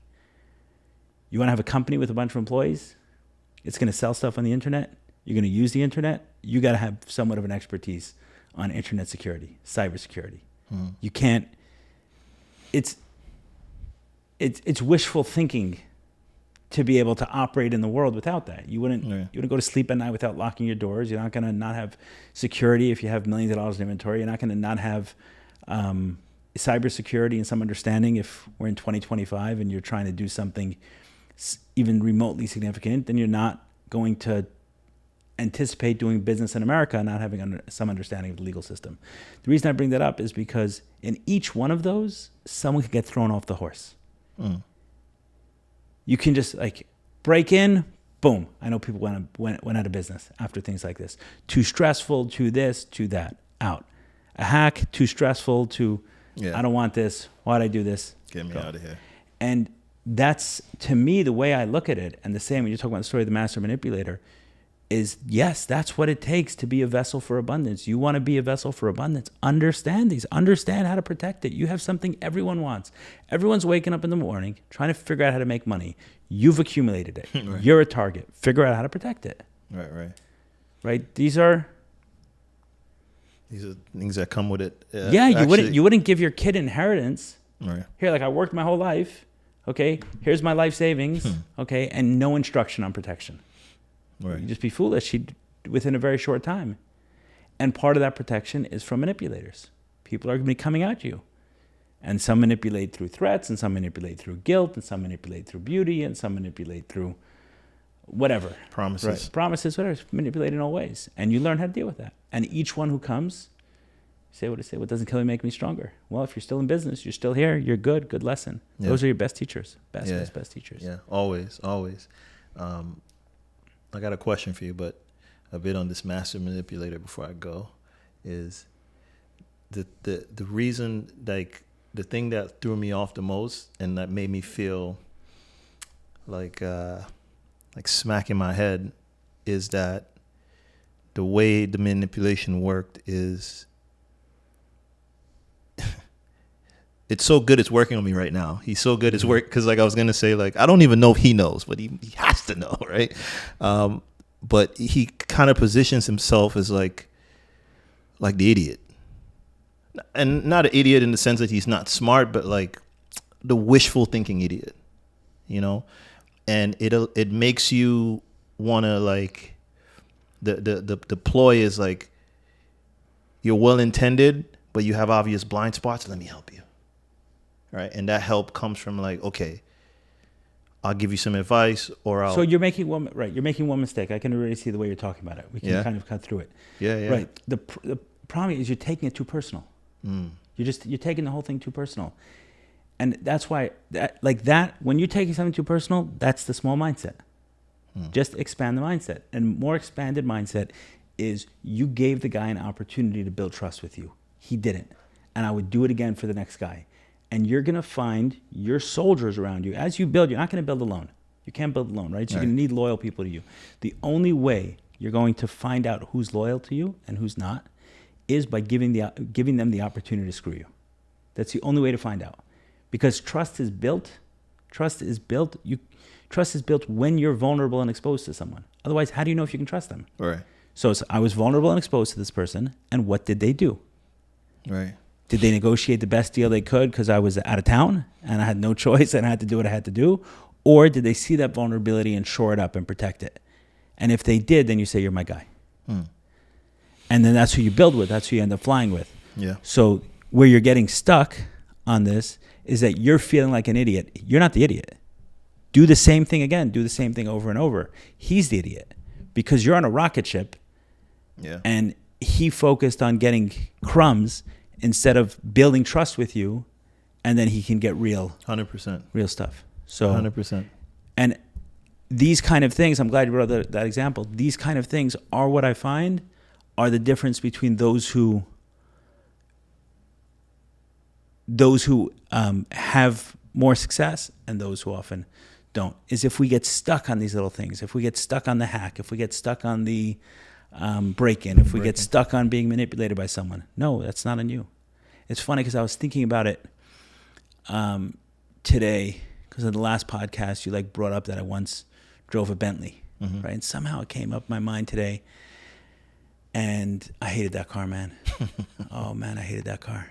Why? And I was so uncomfortable in it. It was this massive car, It was flashy, whatever. It doesn't matter. I was uncomfortable. I was uncomfortable in a nice hotel. I was uncomfortable. Right. I was uncomfortable in my skin, but it really brought it out in that way. I was just uncomfortable. And there was this friend who I always loaned it to. Like I would switch cars with him. I drove his. He had like a smaller sports car. I was more comfortable in that. He had this other car. I don't remember the exact details, but just when I was thinking about it today and I was thinking about him, I was like, I didn't know anything about those cars. I didn't know anything about like high-end cars like that at that time. He presented as the expert to me, and I'm not 100% sure that he didn't exploit that a little bit. In that, it's like, hey, here's this guy with a Bentley, and I can tell him like at some point in time, he was like renting it to someone and giving me back. I don't remember all the details, going back a long time. But I was just, for whatever reason, was coming into my mind and saying like, man, the way I was thinking about it is like, wow, how silly he was. Like this guy, we were so close 15 years ago. Right. So close 15 years ago. And he was like, oh, let me see if I can milk this guy for a few $1,000s on his Bentley. Right. And I don't know where he is in his life today, but he could have joined the ride. He could have been like he was the rocket ship, yeah. He was in a position to be my business partner. He was in a position to do real things with me. Yeah. Right. And instead got excited over small amounts. So I think that people who succeed are comfortable being screwed. Like it's okay. It's okay. Don't kill me. Right. Don't kill me, but teach me and give someone else the opportunity. I think that's God's way. Yeah. No, I agree 100% because the situation I'm talking about, the same exact thing that happened. Screwed me. And now it's different. And I've heard that like he's not doing well either. And I've grown since, thank God. Like I've been, fortunate enough. Life has become even more abundant. Yeah. No, the reason why I say it's God's way is like, say God puts, right, first two people after Adam, right, puts first two people in the world, right, two kids, and he gives them both choice, right? And one makes a good choice and one makes a bad choice. And God's sitting there like kind of observing it, right, in some way vulnerable, right, making himself vulnerable to the two people's choices. Right? If you choose good, I may be happy, but if you choose bad, then you've killed one of my children, which is what he ended up doing. Right. And that kind of plays out over billions and billions and billions of people, that in some way, in actuality, God is trusting us, and some choose good and some choose bad. But the only way to experience the benefit of having someone choose good is because of the possibility of someone choosing bad.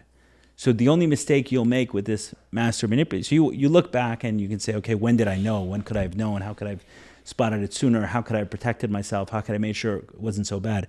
But at the end of the day, if you're in business and you're doing this, you're going to continue to expose yourself in different ways to people, and some are going to take advantage of that.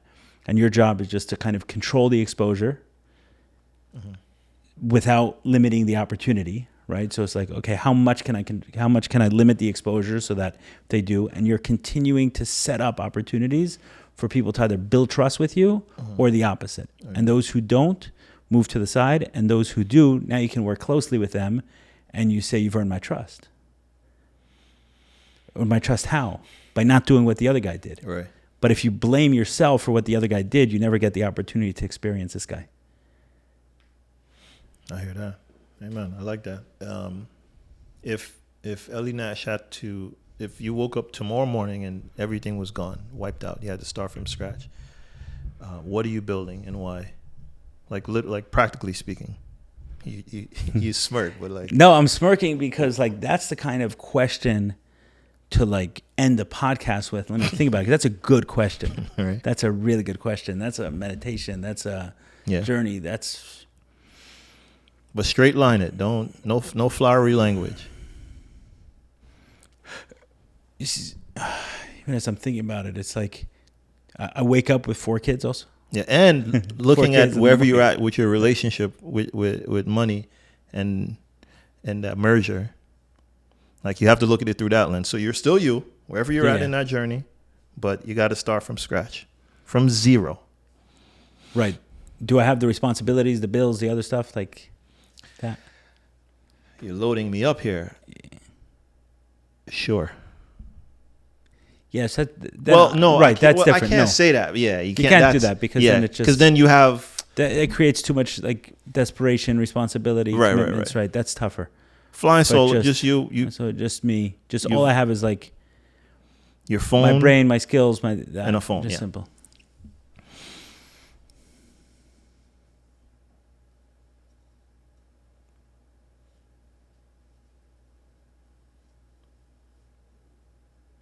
And my goal is to make a lot of money. Yep. Right. So that my goal is to make a lot of money.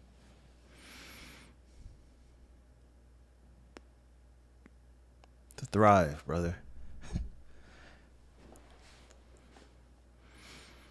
Right. I'd probably call the few people I know who are involved in the biggest, like the few people I know well, who are actively involved in the biggest projects I can think of. Mm-hmm. Right. And say, can we sit down? I'd like to know where I can be helpful. And then see, let's say there's 3 people, right? And I say, okay, let me hear where you are, let me hear where you are, let me hear where you are, and see from there which opportunity excites me the most and which opportunity I feel I can add the most value. So that's probably what I would do. So straight to the top of the mountain. Yeah. Right. Whoever's working on the biggest projects, I know, speak to a few of them, find out where I can add the most value and have enjoy it, which is usually the same thing. But they obviously have to be involved in the money game, right? Mm-hmm. If they're not involved in the money game. Then we're talking money here. Yeah. Yeah. I love then that. That's the question: is where can I add value? Yeah, I love that because in that example you're giving before you receive, universal law. So kudos to you. Yeah. Like you didn't say like the person I know with like the largest treasure chest, let me borrow something or loan me something so I can go do this thing. Like you're like, how can I help first? Yeah, where can I add value in your world? And there is something people are doing big things need. They need help. There's those they like that's the hardest part of the job. Right. Like when things are kicking, the hardest part of the job is finding good people that you can rely on, right? So people who have the skill set you need and and you have the confidence in them. You can rely on them, not just their skill set, but their integrity, their reliability, their consistency, all of that. And if someone walks in the door with that, then yeah. And that's also like, I think more people should talk about how amazing that feels to be able to trust and how rewarding that is, right? Because I have a guy that works for me now in one of the companies I run, and he's like my point with marketing and stuff like that, and trust him. The other day he came to me, he's like, hey, I want to like 2x our output or whatever. This is what I need. It wasn't even like, no friction. And to the point where it's like, we're still growing or whatever, like the actual transfer of money causes friction elsewhere else. But because it's coming from a place that I trust, it's like no brainer. right. Like we'll have to move some things around to make it happen, but like for sure. So what was the what was the quality there? What are you highlighting there? I was vulnerable and definitely like listening to you. Like there were several times where I was vulnerable, and he didn't take advantage of it. Yeah. He didn't, and he delivered. He was consistent. He's reliable, and he came to me. He's like, "You're building. Let me build with you. Let me help you." Yeah. So let's talk about. We'll spend a few minutes on this, but kind of the enemies of this vessel building. So actually, before we go there, I want to see if we made any progress with that master manipulator guy. Does it feel the same when you talk about him, think about him? So I just had the realization that he's a manipulator. So I'm still working on that. Like I've known him for a long time. We're still right. So and I just realized like, oh, that's what happened. And then I was able to be, oh, he's been doing this our whole lives. So where are we at right now? It's Are you blaming yourself for it, or are you putting responsibility on him?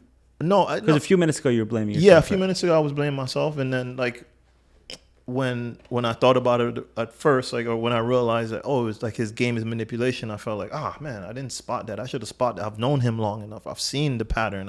How did I spot that? It took me back to when he was desperate and out. Right, but so when you say that, right, how didn't I spot that? Mm-hmm. Right, is that a statement or a question? It's a question now, today. Right. Before it was a statement. Exactly. For sure. Now it's a question. And yeah, I don't know what he's doing, but I'm doing better than him. I don't say that with any sort of like, I don't care. I'm doing better, and I'll be okay. That's okay, you know.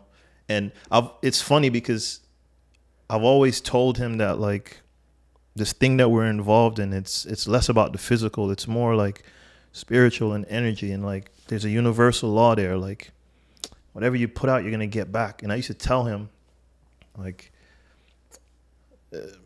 for lack of better words, like, bro, you can't prosper like that.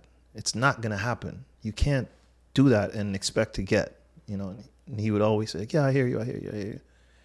But I wasn't at the tip of the sword until I was. Right. You know.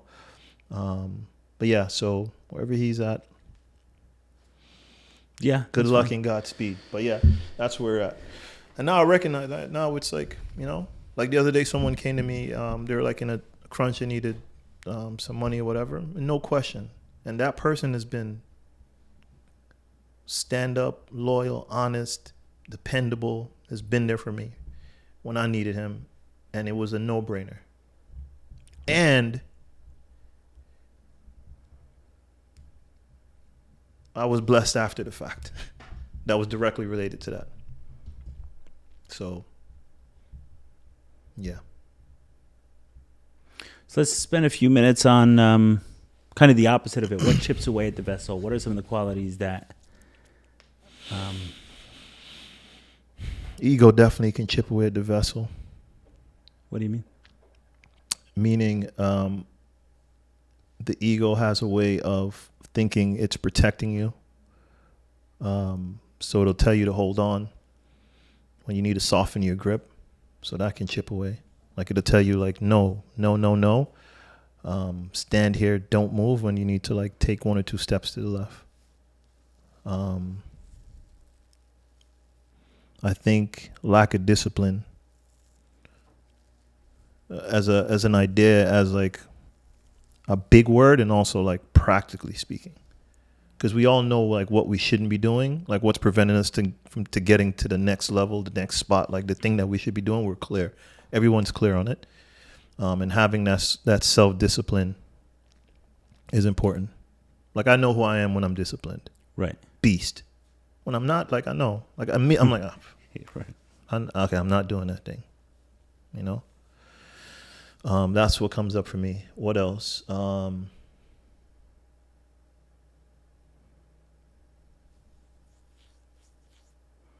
think if you have a family, honoring your family or lack of can chip away at the vessel. Go ahead. Like my relationship with my wife changed, and like my vessel grew exponentially. Right. Whereas like I wasn't giving to that relationship, I was taking in a lot of ways. And yeah, I believe like inside of that, like your kids are your blessings, for example. So like I know like me being a certain father and like honoring my family pays dividends, even though I can't see it immediately. This stuff isn't rocket science. Right. It's like very like... See, for me, I always like to make things make sense in a practical way. Yeah. Meaning I believe God is creative enough, smart enough to be able to figure out how to make things make sense, like make things fit multidimensionally. Meaning it can fit in the brain, it can fit in the spirit realm, it can fit in the physical world, and it can all align perfectly. So I usually try to get something to fit in my brain. Not that it works each time. I understand the limits of that. Right. So we got to trust. We got to have faith. We got to realize that like our whole life experience our whole experience of the world can't fit in our brain. But I'm just thinking about these things because I hear it a lot. It's like in Judaism, it says that the blessing for wealth comes through the wife. each child you have brings new blessings to you. And I hear it, like I hear the words. Right. I don't want to make it make sense. What does that mean? Yeah. Yeah, because with charity, I feel like that makes sense to me, and it's easier. We said it before. If you're controlling money, you can't, like, it's got to flow. It's got to be an Right. open pipe. You start putting too much barriers to it. You're gripping it too tight. It can't come in. It can't come out. Right. So when you start giving, it opens that flow up. It's like I'm feeling abundant. My mind is abundant. I'm forward looking and everything else. So I'm going to think more, not in this conversation now, but think more about the wife and the kids, because there's got to be a practical explanation. I found that too. For me, is there were periods in my relationship where my wife and I were seeing things very differently with money, what it meant to us, what we wanted to do with it, how we wanted to live with it, and it was creating a lot of internal friction for me, and it made it very difficult for me to go to work at work, be excited by work, be motivated by it. There was, like, I had one foot on the brake. So what are things you would say that chips away at that vessel? One is being enemy. short term. Short term is the worst thing for money. It can achieve success sometimes, like, quickly. It's like you can get something, but in the long run, being short term is the worst. And just in general, in the long run of life, in every area, being short term is a bad strategy. And money will make you a lot of money slowly, like just the rules of money, laws of money. If you can make some, put it away, invest smartly in long-term ways, not I'm trying to hit a home run overnight. No, hit a single. The money will go. Money will do its thing. Once someone gets in a position that they can start putting away a little bit of money, they're good. They're good. Just if you're willing to play the long game. Right. So that's, like, one is to be short term. So short term investments, hoping to get a quick pop, short term opportunity. Right. You said your friend, master manipulator. What was he short term? The problem with what he did from a business standpoint wasn't a problem with what he did wasn't just from a moral standpoint. It was also from a business standpoint. Right. Right. He lost a relationship. Right. And he could have used that opportunity. It was exactly at that moment that he had the opportunity to build a strong relationship with you. And he was already invested. He was already in. Right. Right. He was already in that relationship. And it's like, okay, there's your opportunity. But because you want to go short term, if you believe in this guy and he's going somewhere, then if you don't believe in him, then why are you there? And if you do believe in him, then why are you going to be short term? Why are you taking that? So you're taking the dollar today and you're giving up the money afterwards, which is, I guess, the other side of the coin of discipline, right? If we can be long term with it, with things in general, our life gets much better in all ways, including with money. So we just start making longer term decisions when building a business. A lot of people are trying to make money. How do I make money? Others say, how do I build a business? It's different. It's different calculation.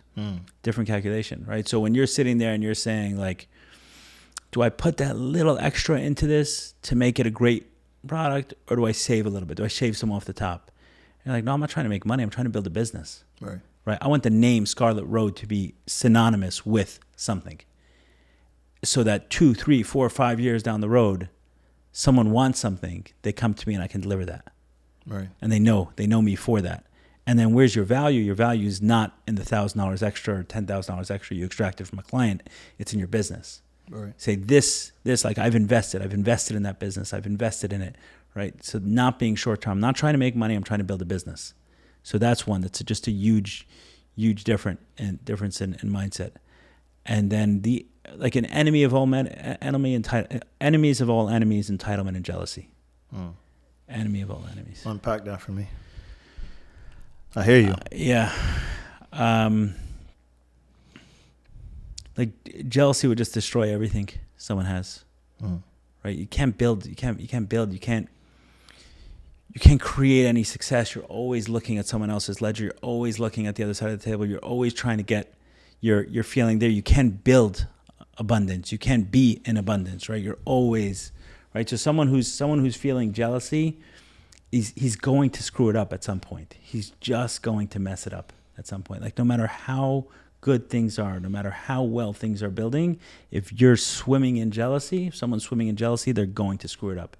It's just going to cause their brain to make a decision that's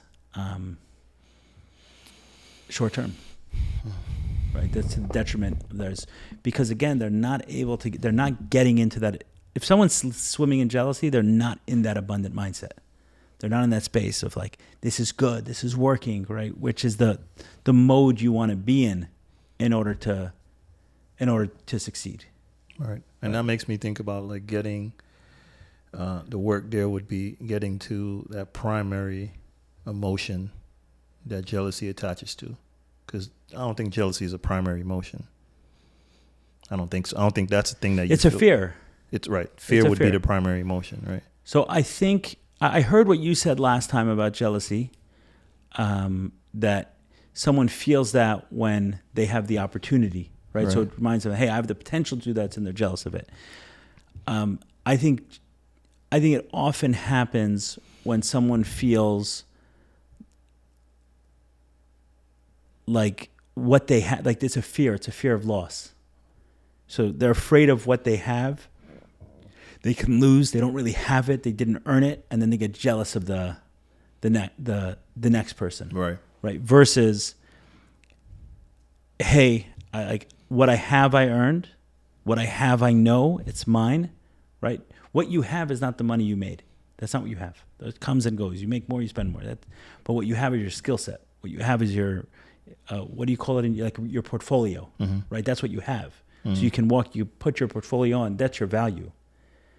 So when someone has a fear of loss, they don't have the portfolio, but they have something, but it's not built. It's like a castle in the sky, right? Then they're very likely to get jealous of others because they have a fear of loss of what they have.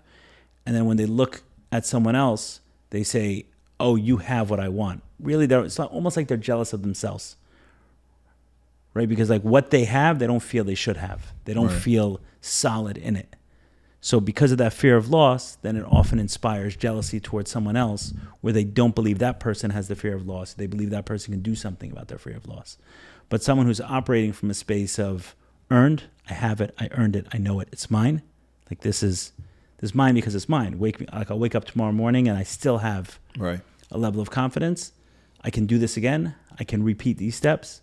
Then there's no reason to get lost in jealousy. Because even when they look at the other person, they understand that what's to be jealous of. Right. Imagine someone in the gym, right, who's like someone fat and slovenly, maybe jealous of someone in shape. But someone who's worked their tail off to get to a certain space and they see someone else who's further along, there's nothing to be jealous of, right? Work. Right, keep working. Right, like you understand what went into that. There's nothing to be jealous of. Right. Like that's a body of work. That doesn't happen by itself. Right. This guy's been waking up every day, 5:30, being disciplined with his eating, disciplined with his working out, and that's the result of it. And I'm not there because I haven't done as much. So I'm not going to be jealous of him. I'm either going to be willing to do the work to get there or I'm not. Mm-hmm. But someone who feels solid all along the way, maybe the steroid bros, right, will feel more jealousy. But someone who feels solid along the way, I think that fear of loss isn't there and that jealousy doesn't kick up either. Yeah. And then entitlement as well. Entitlement's, a very close sister, but just when someone feels, I'm thinking, kind of like the different ways the same facts can present themselves. So I've hired a number of young guys who have families, Orthodox Jews, and they have families quickly. And as that happens, there's more money's needed. Mm-hmm. So just two conversations that I've had, nearly identical. I had a kid.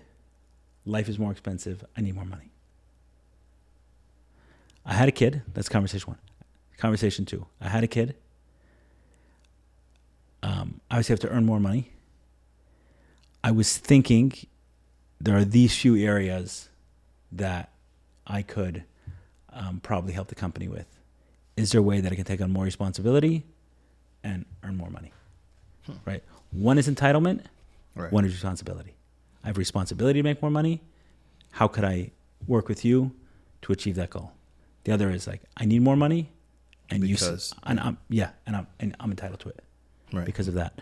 And that, it just kills it. It kills everything. Yeah. It kills it.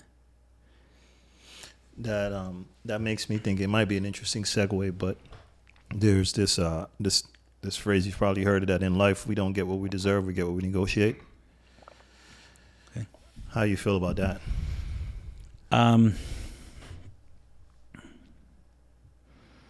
I know that, right? So I guess what you're saying, someone could be listening to this and saying, yes, but there are people with tremendous abundance who, who maybe didn't do it the way I'm describing. Yeah. Okay, so I would argue that many of those people, right, don't actually have it. So you can see abundance, you can watch abundance, but if you talk to them, you'll experience a jealous person. You'll experience someone looking over at someone else's ledger. You're not going to experience someone who has it solidly. What do I say? Make the money, don't let the money make you. Right? Make the money, like earn it, succeed. Versus someone who's chasing these dreams constantly, and yes, they may have some abundance, but in the long run, that money comes, that money goes. That's not the old money. That's not the solid money. That's the money that you see people make a lot of money and then they're gone. What happened? Right? They weren't a vessel for it. They weren't a vessel. The water ran through.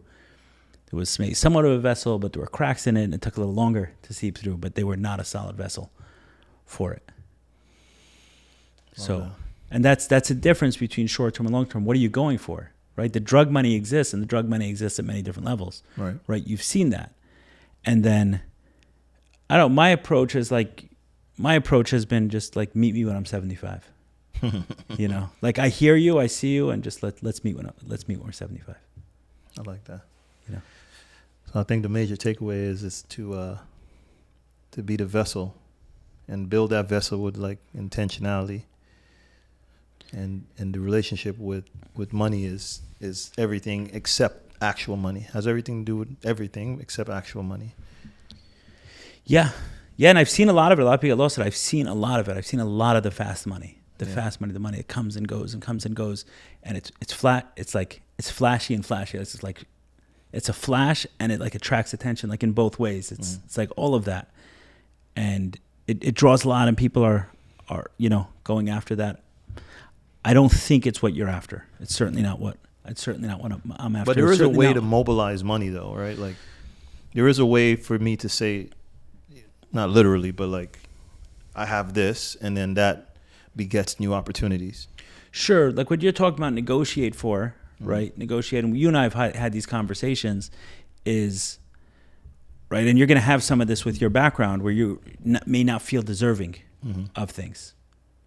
So that takes time to say, like, okay, I can sit in a room with anyone, right? And as you start, kind of moving up the food chain, so to speak, and meeting people at various success levels, you're like, oh, I can hold my own, right? It's not just Ellie I can hang out with, right? Let's say, but it's like, hey, it's all these other business owners. We can talk the same language. We can understand the problems. And yes, I'm not there yet, but I'm there. Like I'm there in my mind. I'm there in that way. So it's not so much about negotiating. It's not like, oh, you need some sort of skill of negotiation to get it. It's truly believing that you're deserving of it. And then when you feel deserving of it, then you can demand it, ask for it, correct. But it's not, like the way you worded it almost sounds like I can trick someone into it. I want to say like, okay, like that trickery into it, yeah, that's short term, that's flash in the pan. That's the stuff that comes and goes, and even when someone has it, they don't truly have it. They're looking over at someone else's ledger. It's not the earned money. It's not the money that I can wait, like, Right. And let's take everything away, and in the morning let's start again and see, and see how we do, and believe with confidence that I know it. I can replicate this. I can teach this to my children. There's a science here. There's a structure here. There's a thing, and yes, you always need that opportunity, and you need luck. No one's taking anything away from that. You do need that, 100%. You do need that, but even with that, there's you'll start at a very different place. Like you need really good luck. But there's a way to start, and you can say, like, I can be an executive in any company, versus like, that anyone can. That's not luck. Right. right? To be an executive in any company, that's like that you could do. You can do. Everyone can do it. That you'll find a place to, and that you can, like that part you can teach.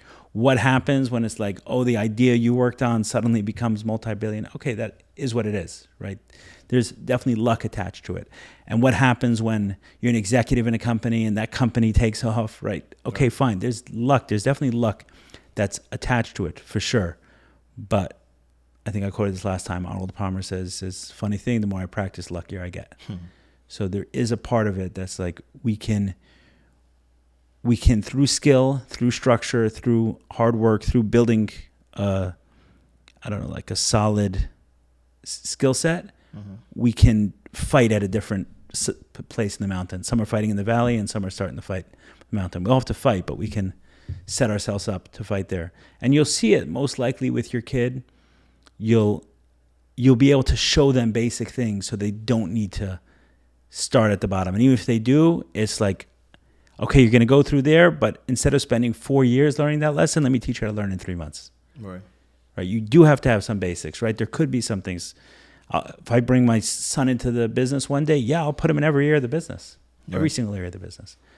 You're going to sit in customer service. You're going to sit in packing. You're going to sit just like I did, right? Like I learned every aspect of the business. I believe you want to manage a business, you have to understand fairly well every aspect of the business. That's the way I know how to do it. So that's what I would teach. Right. So yeah, but you don't have to sit there for 4 years. Right. Right. Like sit there, understand what are they doing? Why is this such an important link in the chain of this business? Understand it, move on. Right. Next. And you can move from there. Right. That other level of like extreme abundance. Yeah. It's like if God wants you or doesn't, like that's everything is. But I'm saying like that's, we're not talking about that. We're talking about just being able to build something solid. I think it's available to all of us. I love that. So do we stop there? Have we covered everything on this topic of money for this season? We can keep going. No, this isn't done. I think we fleshed it out more in detail. I think we fleshed out. There were a couple things, like if I have this conversation, like what felt like I had to get this out. Number one, like as we're talking, I realized that I feel like I have many more opinions and thoughts on this topic than I thought I did.